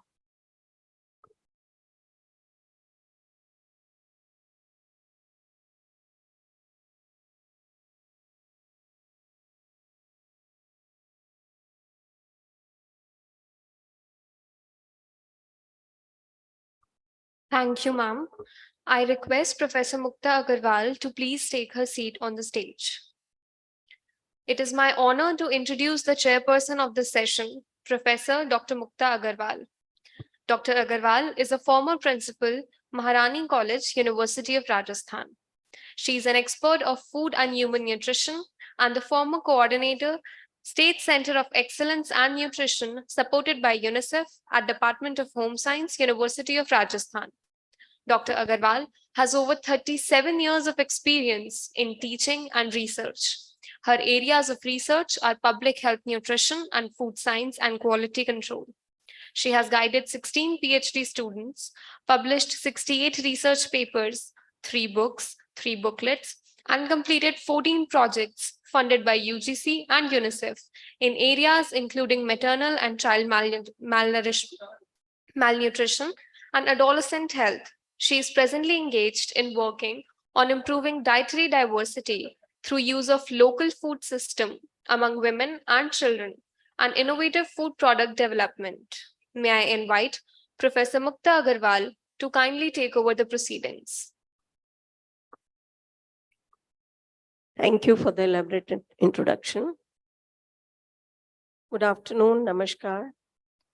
First of all, I would like to thank the organizers for inviting me to chair the session and congratulate them for organizing such a beautiful and useful conference in the International Year of Millets. We are hearing since morning the nutritional superiority and various health benefits of the millets. Our society is heading towards higher and higher percentages of non-communicable diseases, malnutrition, and micronutrient deficiencies. Millets have traditionally been used in India over centuries, and the mention of millet in Yajurveda is found, in which they have identified as Priangana or foxtail millet, Annava as barnyard millet, and Shamak as black finger millet. So to popularize millets, what we have to do, we have to educate the consumer, we have to create awareness about the health benefits of the millets among the community, among the youth, among the next generation. To increase the availability of millets, as my previous speaker has spoken, that we have to grow more minor millets and increase the availability of these millets in market. And to increase the availability of millets to common masses, we have to do processing and value addition also, because many a times we need convenience food. So processing and value addition has an immense potential as entrepreneurship in millets. So traditionally, we know that millets are being used in different parts of the country, especially with reference to Rajasthan. We have so many dishes, cuisines of bajra and jowar. So we are going to have a presentation of Chef Saurabh. And there is immense potential in the millet entrepreneurship, as we can, the young students and entrepreneurs can take up as primary processing of millets, like preparation of flour, preparation of grit, preparation of blended flour, fermented flour, germinated millets. We can go for some kind of millet processing, like preparation of flakes, puffs, parched millet, and then secondary processing, that is preparation of millet-based products, that is maybe pasta products, maybe bakery products, because whatever our generation is consuming, we have to replace the refined flour with the millet so that we can catch hold of the young generation for the millet consumption. So today we are going to, in this session, have two lectures, two deliberations. One is by Dr. Tanu Singh. Tanu Singh is a research enthusiastic who always wanted to work in the food processing sector. She initiated her journey with government-funded research on bajra during her master's.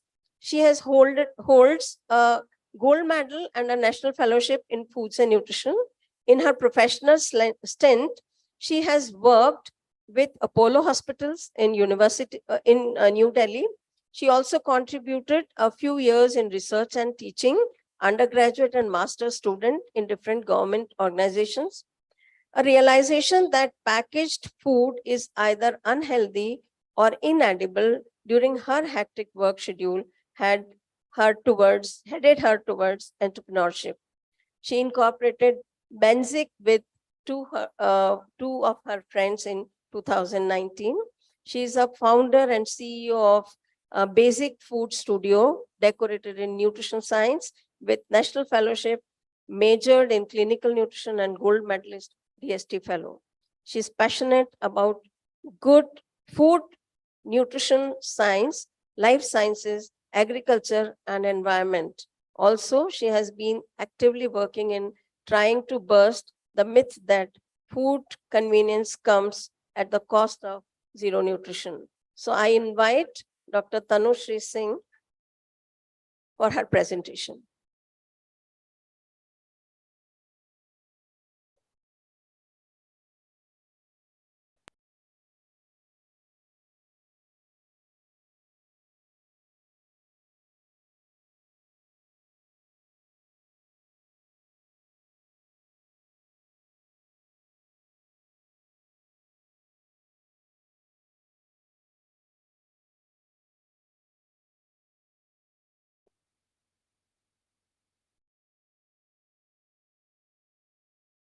Good evening, everyone. I hope I'm audible.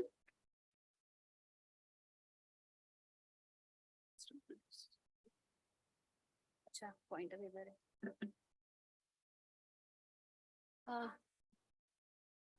नमस्कार, मेरा नाम तनुश्री है और I co-founded Basic.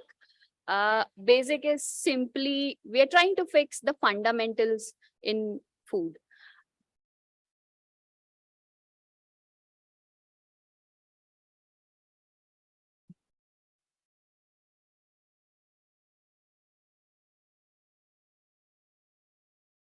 So what we do is we make comfort food using millets over maida, and we are replacing trans fats, hidden sugar, and refined flour completely from people's life.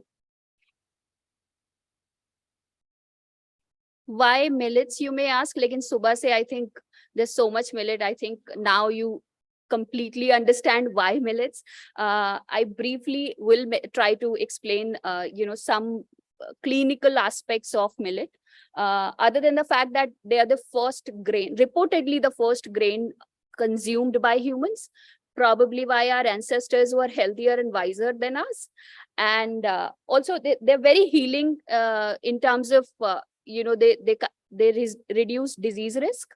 And there has been a lot of clinical trials where this has been proven. A regular consumption of millet can reduce cancer risk, heart attack risk.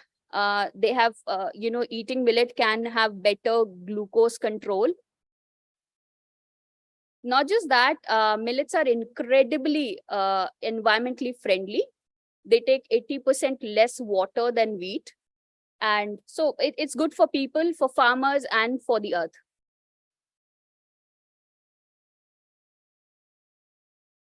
Just to point it out, how as a food company, as a food startup, how do we function? We're not just any other, and why did we need another food company?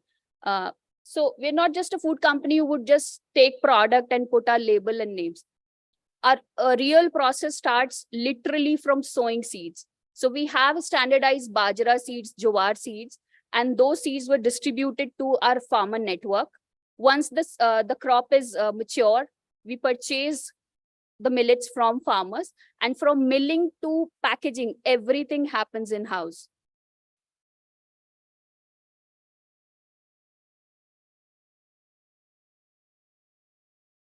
Some of the products are here. This is a website, if in case you're interested to look more into it, you can visit that. And why basic? Like I said, we are trying to reinvent the wheel of food industry by using millets over maida. In fact, if you look around and observe, 95% to 99% of packaged food is made up of maida. So that's the only point we started with millets. Lately, we made some buzz, some headlines.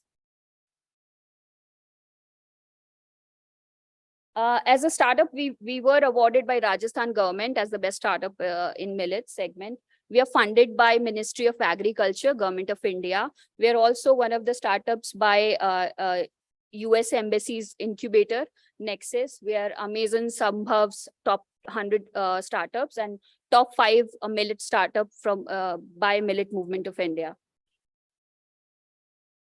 During this journey, we did face a lot of challenges, and since I see a lot of female student, I think it's a girls' college. I did not know that. So in case you're interested in entrepreneurship, the journey is going to be very challenging.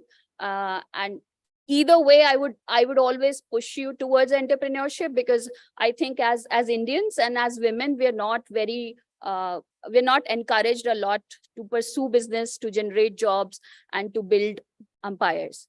So having said that, some of the challenges were, we were new to the city. We did not know anybody.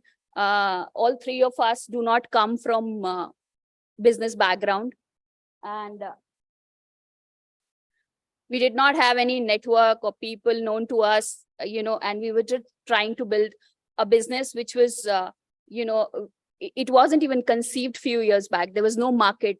People were not talking about bajra biscuits or something few years back. It's just because of International Year of Millet, we've started speaking about it. Of course, we did not have papa ka paisa, mummy ki zaidad. So business is very difficult if you do not have money.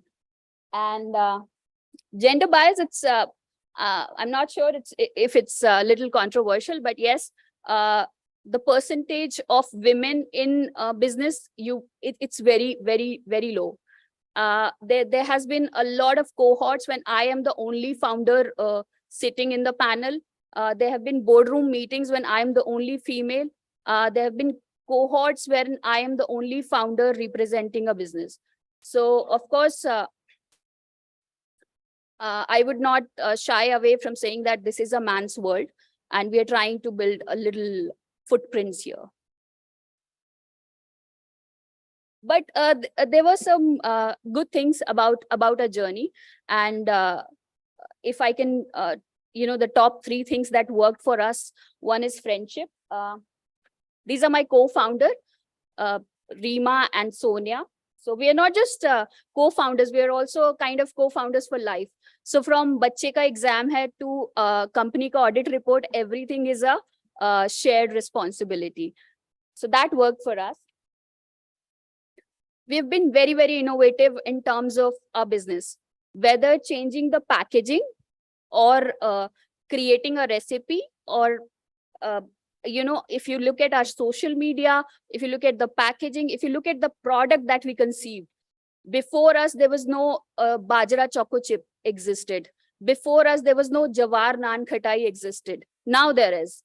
So anything from packaging to sowing the crop to generating farmer network to, making copywriting the marketing ads, everything. We've been very, very, our rate of innovation has been very high. And of course, perseverance, I think the only quality that differentiate between successful and unsuccessful people is this. So you require insane amount of perseverance to be in business. And especially if a business is something like millets, which is just, we are trying to regenerate a new market. my co-founders. So that's been my part. In case you have any questions, if you're interested asking, if you want to know how to take up entrepreneurship, what are startups, or any such questions, I'm there to answer. Any questions, girls?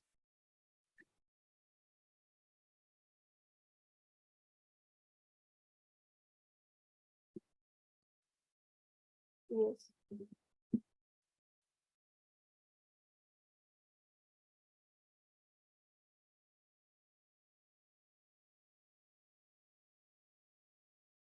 Yeah. So while pursuing my doctorate in Gujarat, I'm a terrible cook. I cannot cook. So and that time my working hours was ranging from 12 hours to 18 hours, and I was completely dependent on packaged food or a tiffin wale bhaiya or stuff like that. And I'm a fan of chai, chai-holic kind of a person. So I used to have chai biscuit even in the midnight while working. So, and I always had this thought that why biscuits are not healthier. I mean, this is a great product as a packaged food. If you see, it has a lot of convenience. It can be sent in chips to wards, to people. If you're a doctor, it's a great snack, but why people have killed its nutritional value? So that has been a thought. As always, I used to call my rich friends and asking them that why don't you run a business? Why don't you start it? You already have money. So eventually, I think my co-founder met with people from Rajasthan, I-Start, and this idea came. We started with making bajra cakes, and then went on to make a lot of crazy stuff. Ma'am, I just want to ask one question. You said that you are into healthier food products. So you have replaced maida and wheat to millets.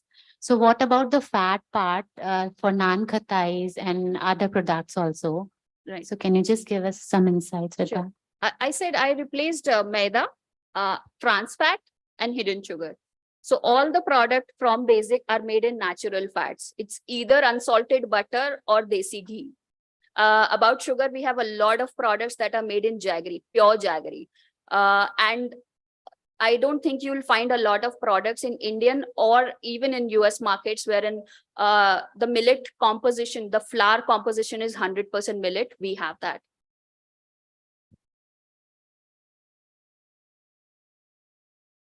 So thank you, Tanu, for motivating our young students to opt entrepreneurship in millets. I'm sure that seeing your journey, few of them would definitely start thinking about opting for entrepreneurship. And you rightly said that अगर आत्मविश्वास के साथ अगर कदम बढ़ाओ तो जरूर सफलता मिलती है.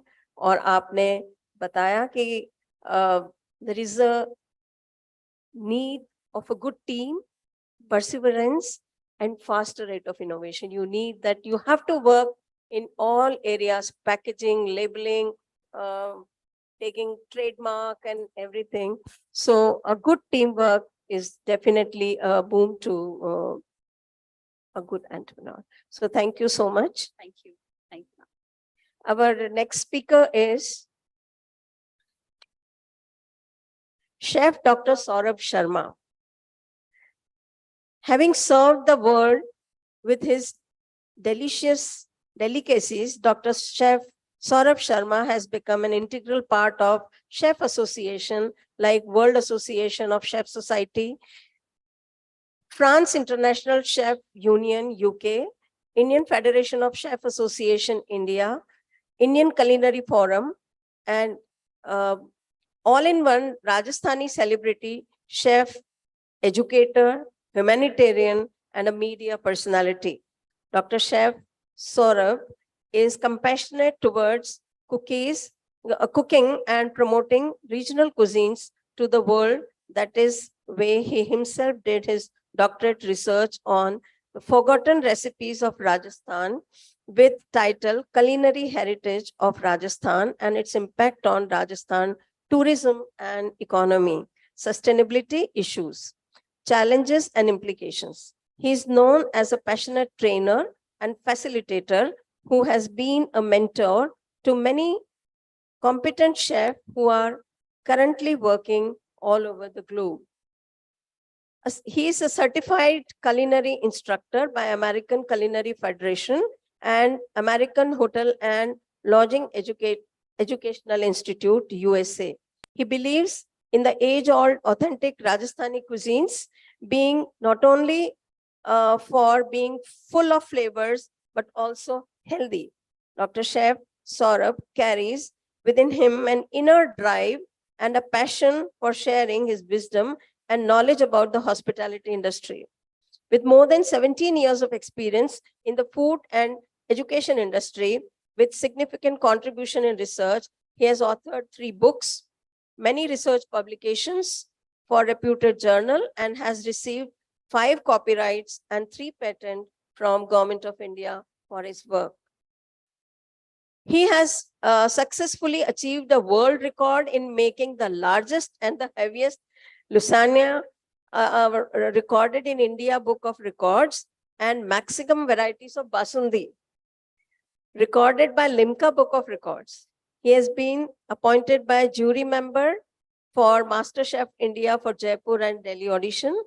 He is a recipient of many awards, to specify some: Hospitality Excellence Award 2017, Emerging Chef of Rajasthan 2019, Global Achiever Men of the Year 2021, Best Chef of Rajasthan 2022, Ambassador of Taste 2023 with gold medal by Global Gastronomy Association, Greece, Pride of Rajasthan by Rajasthan Tourism 23. So having so many excellence, I invite Dr. Saurabh Sharma for his presentation.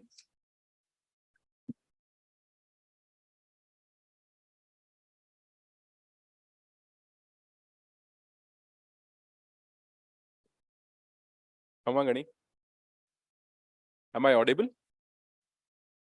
Am I audible? Sure?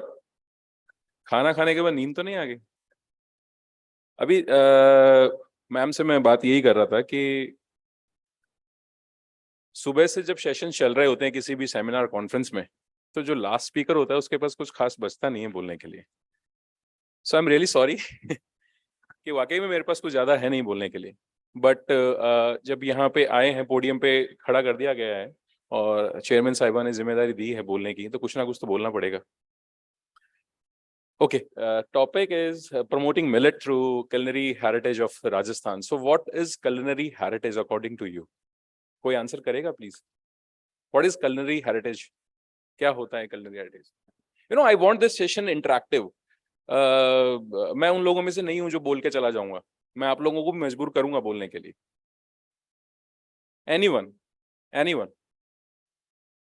अच्छा, होता क्या है कि मैं associate professor हूँ MIT university में. अगर मेरी क्लास में कोई बच्चा मोबाइल चला रहा होता है तो मोबाइल ले लेता हूँ मैं उसका. So keep your mobile side and please answer my question. What is culinary heritage of Rajasthan? या what is culinary heritage according to you? Globally, can we have a mic there?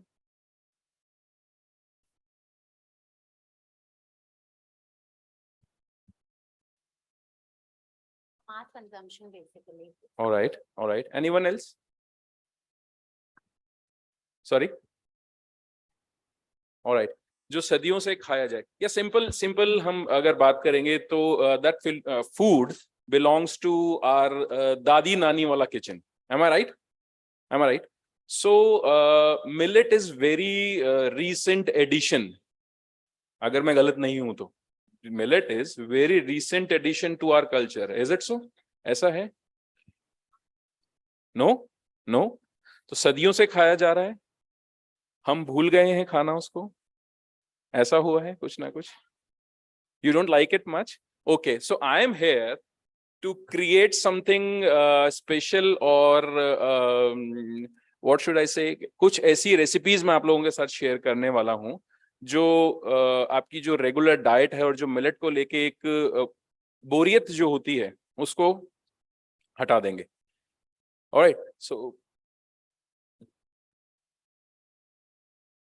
Okay, benefits for promoting millet, ये सारी चीजें ना already काफी discuss हो चुका है morning से, यू नो।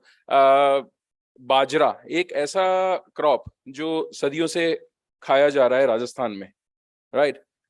बाजरे की वैल्यू क्या है, कोई बता सकता है? बाजरे की क्या वैल्यू है, कोई बता सकता है? Okay, let me tell you a story, क्योंकि कहानी सुनाने में मैं अच्छा हूँ। तनु जी पहले भी एक सेशन में मेरे साथ रह चुकी हैं, वहां पे भी मैंने कहानी सुनाया था। कहते हैं कि शेफ्स को एक स्टोरी टेलर भी होना चाहिए, क्योंकि कहानियां जो होती हैं वो जोड़ती हैं आपको आपके कल्चर से। शेरशाह सूरी का नाम सुना है आपने? शेरशाह सूरी, शेरशाह सूरी दिल्ली के ताज के लिए फाइट कर रहा था, और उसकी फाइट हुई राजस्थान के जो राजपूत हैं उनसे। Maldev was the king of Marwar that time, और एक अच्छा फाइट हुआ। उन्होंने शेरशाह सूरी को खूब अच्छा फाइट भी दिया, but somehow he lost his faith in his army and he left the army, वो चले गए आर्मी छोड़ के। उसके बाद जो उनके सिपे सलाहकार थे, कहा जाता है 36 कौम के जो उनके सूबेदार थे, उन्होंने शेरशाह सूरी से फाइट किया, एंड दे वर जस्ट 8600 और अगेंस्ट शेरशाह सूरी। शेरशाह सूरी के पास एक अच्छा फौज था 1,20,000 जनों का, और हिस्ट्री में दर्ज है वो युद्ध जहां पर 40,000 वॉरियर्स जो थे जिन्होंने अपना बलिदान दिया था। और शेरशाह सूरी को रियलाइज हो गया था कि नहीं, अगर मैं यहाँ पे रहूंगा तो मैं दिल्ली का ताज छोड़ दूंगा। उस जगह एक बहुत ही अच्छी चीज मेंशन की गई और हिस्ट्री में वो दर्ज हुई। शेरशाह सूरी बोले, एक मुट्ठी बाजरे के लिए मैं दिल्ली का ताज नहीं छोड़ सकता। तो बाजरे की जो वैल्यू है राजस्थान में, वो ये कहावत प्रूव करती है कि बाजरा क्या इंपॉर्टेंस राजस्थान में रखता है। अगर हम रेसिपीज को रिवाइव करते हैं, ये सारा कुछ हो गया। Preservation of culinary heritage that we all know, अगर we reintroduce our recipes और हमारा जो culinary हेरिटेज है उसको हम लोग वापस लेके आते हैं through the recipes, through the dishes, तो definitely we will revive our culinary heritage. And nutrition benefit morning से सब जानते हैं, we you all are from science background and the home science background. आप मेरे से बेहतर जानते होंगे ये चीजें कि न्यूट्रिटिव वैल्यूज क्या होती हैं, कौन से मिलेट के अंदर कौन से आयरन हैं, कौन से कैल्शियम है, वाइटामिन हैं, सारी चीजें आप मेरे से बेहतर जानते होंगे ना। डाइवर्सिटी ऑफ कल्चर, ये भी मेरे से पहले जो एमिनेंट स्पीकर्स थे वो आपको बहुत अच्छे से बता चुके हैं, but I can tell you about the revival of the recipes. Yes, revival of the recipes एक ऐसा क्षेत्र है जहां पर हम उसको री इंट्रोड्यूस करते हैं या रिवाइव करते हैं, तो definitely we can capture the market. Then cooking workshops, unfortunately और फॉर्चुनेटली बहुत सारे सेमिनार्स एंड वर्कशॉप्स हो रही हैं अराउंड द ग्लोब और अराउंड द मैप इंडिया में, बट बहुत सारी ऐसी वर्कशॉप्स हैं, कॉन्फ्रेंसेज हैं, सेमिनार्स हैं जहां पर this part is missing. Here also this part is missing. Organisers से मैं रिक्वेस्ट ये करूंगा कि नेक्स्ट टाइम जब भी आप इस तरह की कॉन्फ्रेंस और वर्कशॉप रखें और किसी व्हाइट जैकेट वाले को बुलाएं, तो उसको बोलने के लिए ना बुलाएं, उसको यहाँ पर कुछ ना कुछ कुकिंग डेमोन्स्ट्रेशन के लिए जरूर बुलाएं। सो डेफिनेटली अगर हम लोग कुकिंग वर्कशॉप्स और इस तरह के सेमिनार्स हम एड ऑन करते हैं तो वो कुछ ना कुछ और उसमें ऐड करेगा। Then the food festivals, that yes, government और एनजीओ बहुत सारे इनिशिएटिव्स ऐसे ले रहे हैं जहां पर फूड फेस्टिवल्स के थ्रू मिलेट रेसिपीज प्रमोट की जा रही हैं, एक अवेयरनेस क्रिएट हो रहा है, एक बज क्रिएट हो रहा है। And the collaboration with the restaurant, yes, there is a big vacuum, ये एक बहुत बड़ा वैक्यूम है जिसको कवर किया जा सकता है। बहुत सारे मेरे से फ्रेंड्स हैं, शेफ्स हैं, they are working on it. Chef Vikas Chawla है, अभी आप उनको रिसेंटली आप देखने वाले हैं मास्टर शेफ इंडिया में। He is coming with his millet challenge in MasterChef India with Chef Brar and Vikas Khanna. So हम लोग उनको millet man of India बोलते हैं because he is good at millet and everything. So ऐसे chefs की कमी है, ऐसे restaurants की कमी है जहां पर हम लोग millet की recipes को reintroduce कर सकें और definitely उसको हम लोग add on कर सकें। Culinary tourism, this one is also a very important aspect and very important vacuum which can be filled by the government or the like private sector, because tourism एक ऐसा sector है जिसके अंदर capital खूब है, और अगर वहां पर हम लोग मिलेट को प्रमोट करके या culinary हेरिटेज को प्रमोट करके टूरिस्ट को अट्रैक्ट करते हैं तो definitely will achieve our goal. And the partnership collaboration with NGOs, Tanu ma'am is doing great job in such an umbrella. I really appreciate, ma'am, that you are doing for the underprivileged and tribal women. And the awareness campaign, this is again a part of awareness campaign. We are sitting here to discuss the millet and the benefit of millet, how we incorporate in our diet and everything. And the farmer support, everyone is talking about the farmer support. Yes, agriculture के अंदर इसका अच्छा role है, और farmers cultivate करते हैं तो definitely उसका कंजम्पशन होना इंपॉर्टेंट है, क्योंकि फार्मर्स किसके लिए बनाएगा. जब तक हम लोग डाइट में अपने उसको यूज नहीं करेंगे, डाइट में जब तक हम लोग लेके नहीं आएंगे, तब तक फार्मर्स उसको कल्टीवेट भी नहीं करेगा. Government initiative, yes, government has taken many initiative. Honorable Prime Minister Narendra Modi ji ने तो स्टार्ट किया ही है, यूएन की तरफ से ये आई है. 2023 we are celebrating a millet year. Many governments are doing a great initiative, they are doing wonders. But problem कहाँ आ रही है? प्रॉब्लम ये आ रही है कि हम लोग सेमिनार्स कर रहे हैं, हम लोग वर्कशॉप्स कर रहे हैं, but we are not implementing in our daily life. Last seminar में भी मैंने क्वेश्चन ये पूछा था कि how many of you have replaced your one meal from the millet. आप में से कितने ऐसे जने हैं जिन्होंने अपना एक मील रिप्लेस कर दिया है? द फ्यू, लाइक अगर मैं काउंट करूंगा only 6 people are there, only 7.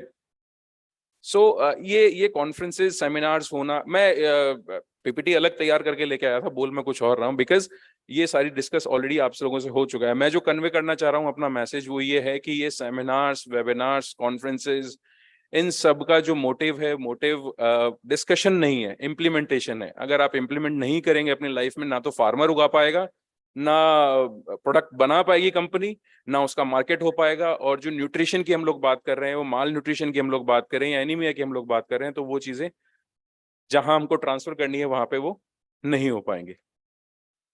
There are some challenges जो फेस करते हैं जब लोग हम मिलेट की बात कर रहे हैं या हम उन रेसिपीज की बात कर रहे हैं. तो लैक ऑफ अवेयरनेस, इसके लिए बहुत सारे एजुकेशन के कैंपेन्स चल रहे हैं, पब्लिक स्पीकिंग की भी और changing preferences. Yes, this is again a very important point where we can focus और where we can put some light on it. So shifting toward the processing for food due अभी packaging की बात हुई, ma'am बता रहे थे अपनी presentation के अंदर के 91 किलोमीटर्स कहाँ एक रूरल एरिया के अंदर she found a packet of chips, you know. So why because it is a convenient food. वो वहां पर easily available इसलिए हो रहा है कि वो एक convenient food है. अब उसको रिप्लेस करना मिलेट के साथ या मिलेट की रेसिपीज के साथ, तो वहां रोल आ जाता है हमारी एक और तनु मैम का. she is doing a great job again. सो उस चिप्स को रिप्लेस करना मिलेट के चिप्स के साथ या मिलेट की रेसिपी के साथ या मिलेट के प्रोडक्ट के साथ, so that is again challenge for us definitely.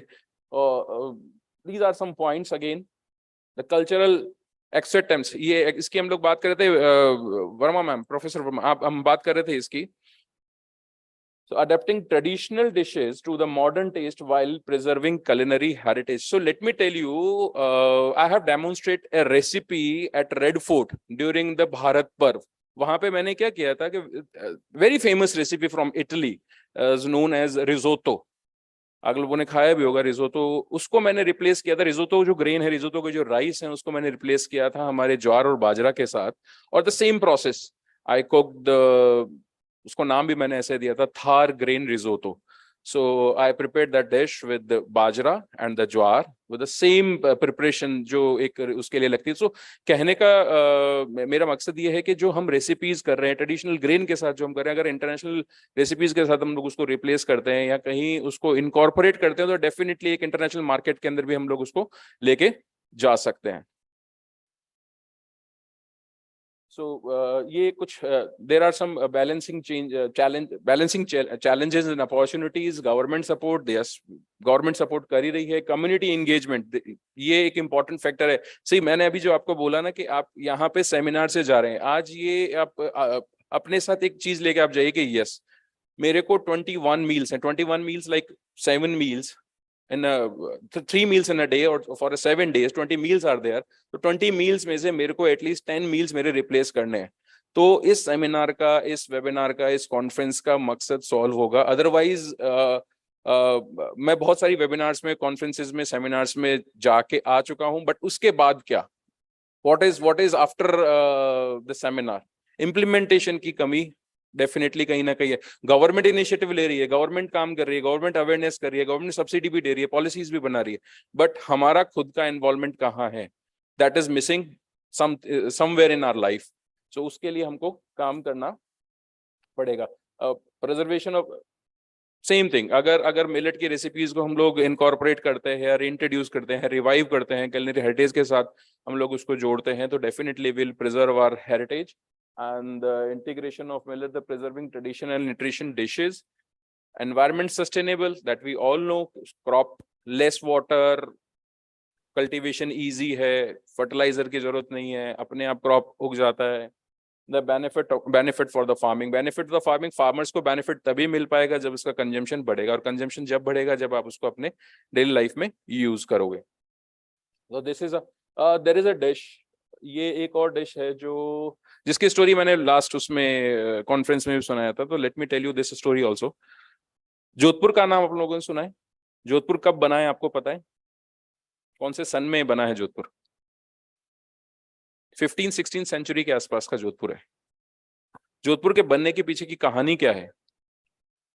Rao Jodha जो जोधपुर जिन्होंने बसाया था, उनकी एक स्टोरी है। राव जोधा जोधपुर मंडोर अपना पूरा हार चुके थे, और उसके बाद he was trying to recapture the capital, he was trying to recapture the Mandore again, और बार बार डिफीट मिल रहा था उनको। सो एक रात को वो किसी फार्मर के घर पे रुकते हैं, और वहां पर फार्मर की जो वाइफ है, उसके लिए वो स्ट्रेंजर थे, उसको नहीं पता था कि ही वॉज राव जोधा, वो राव जोधा है। तो फार्मर के घर पे रुके थे, रात के खाने में उनको एक मील सर्व होता है। वो मील का एक पिक्चर आप यहाँ देख रहे होंगे, दैट इज नोन एज बाजर Minda, the pearl millet cooked with the lamb. Mutton के साथ एक बाजरे की डिश है, इज कॉल्ड इट बाजर मींडा। बाजर मतलब बाजरा एंड मींडा मींस लैम्ब। ये उनको सर्व हुआ, एक बोल सर्व हुआ उनको, एंड उन्होंने क्या किया था कि मटन निकालने के लिए फिंगर बिल्कुल सेंटर में बोल के डाल दिया, and he burned of the his finger. उनका फिंगर जल गया। फिंगर जलने के बाद जो फार्मर की वाइफ थी, ही कमेंटेड, उनको कमेंट किया कि आप वही गलती दोहरा रहे हैं जो हमारा राजा दोहरा रहा है। उनको नहीं पता था कि ये राव जोधा है या किंग है। उसने पूछा कि भाई मैं ऐसी कौन सी गलती दोहरा रहा हूँ जो आपके राजा दोहरा रहे हैं?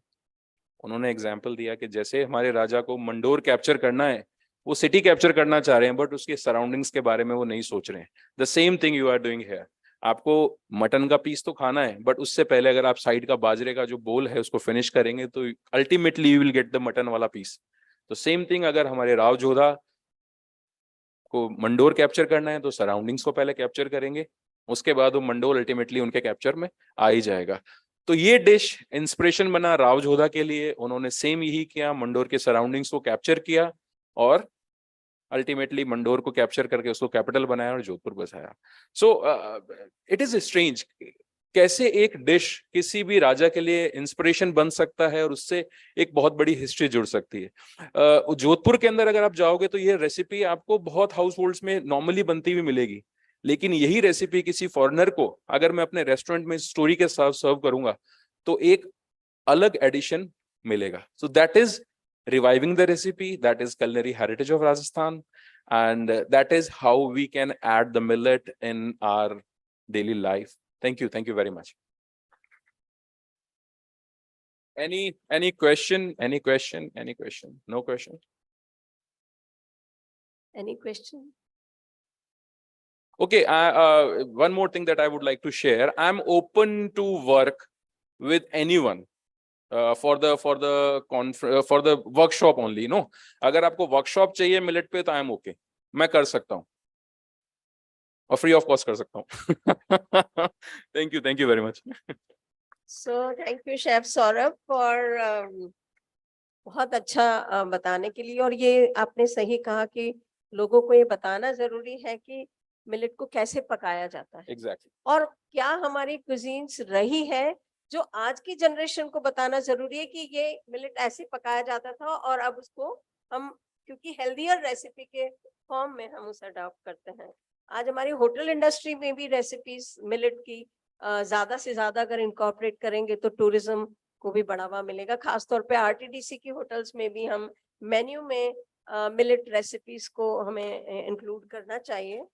और एक मैं ये भी कहूंगी, मैं हर बार कहती हूँ कि जो हमारे मंदिरों में प्रसाद, क्योंकि बहुत आस्था रहती है मंदिर में, तो प्रसाद को भी आप मॉडिफाई मिलेट से करिए, तो आप देखिए कि लोग बहुत अच्छे से उसको फॉलो करेंगे। सो कोई रेसिपी आप प्रसाद की मॉडिफाई करके मिलेट्स के लिए आप जरूर करिएगा, चाहे वो नाथद्वारा का प्रसाद हो या कोई और मंदिर का। श्योर मैम, मैं आपको कमिटमेंट देता हूँ कि बहुत ही जल्दी अपने चैनल के ऊपर आपकी ये जो एडवाइस है मैं फॉलो करते हुए एक प्रसाद की रेसिपी को रिप्लेस करूंगा। Thank you very much.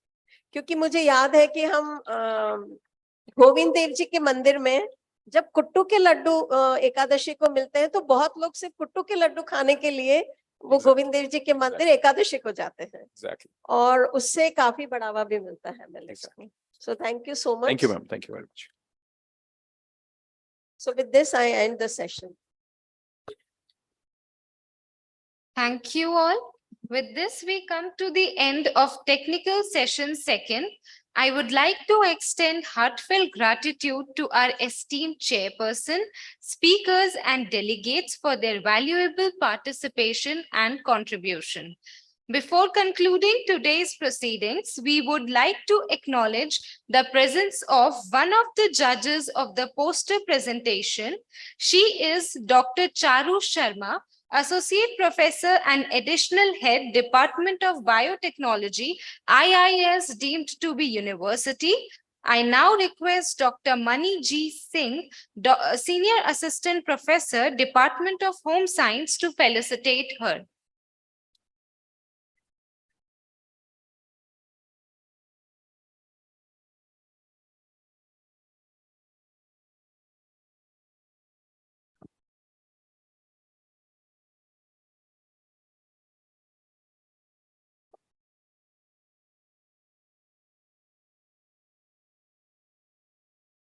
Thank you, ma'am. With this, we come to the end of today's technical sessions. We shall resume tomorrow at 9 a.m. with technical session third with international speakers. You are all requested to be seated by 8:45 a.m. You are all invited to tea at the amphitheater on ground floor where posters have been displayed. Thank you. Okay. You are all invited to tea at the amphitheater on ground floor where posters have been displayed. Thank you.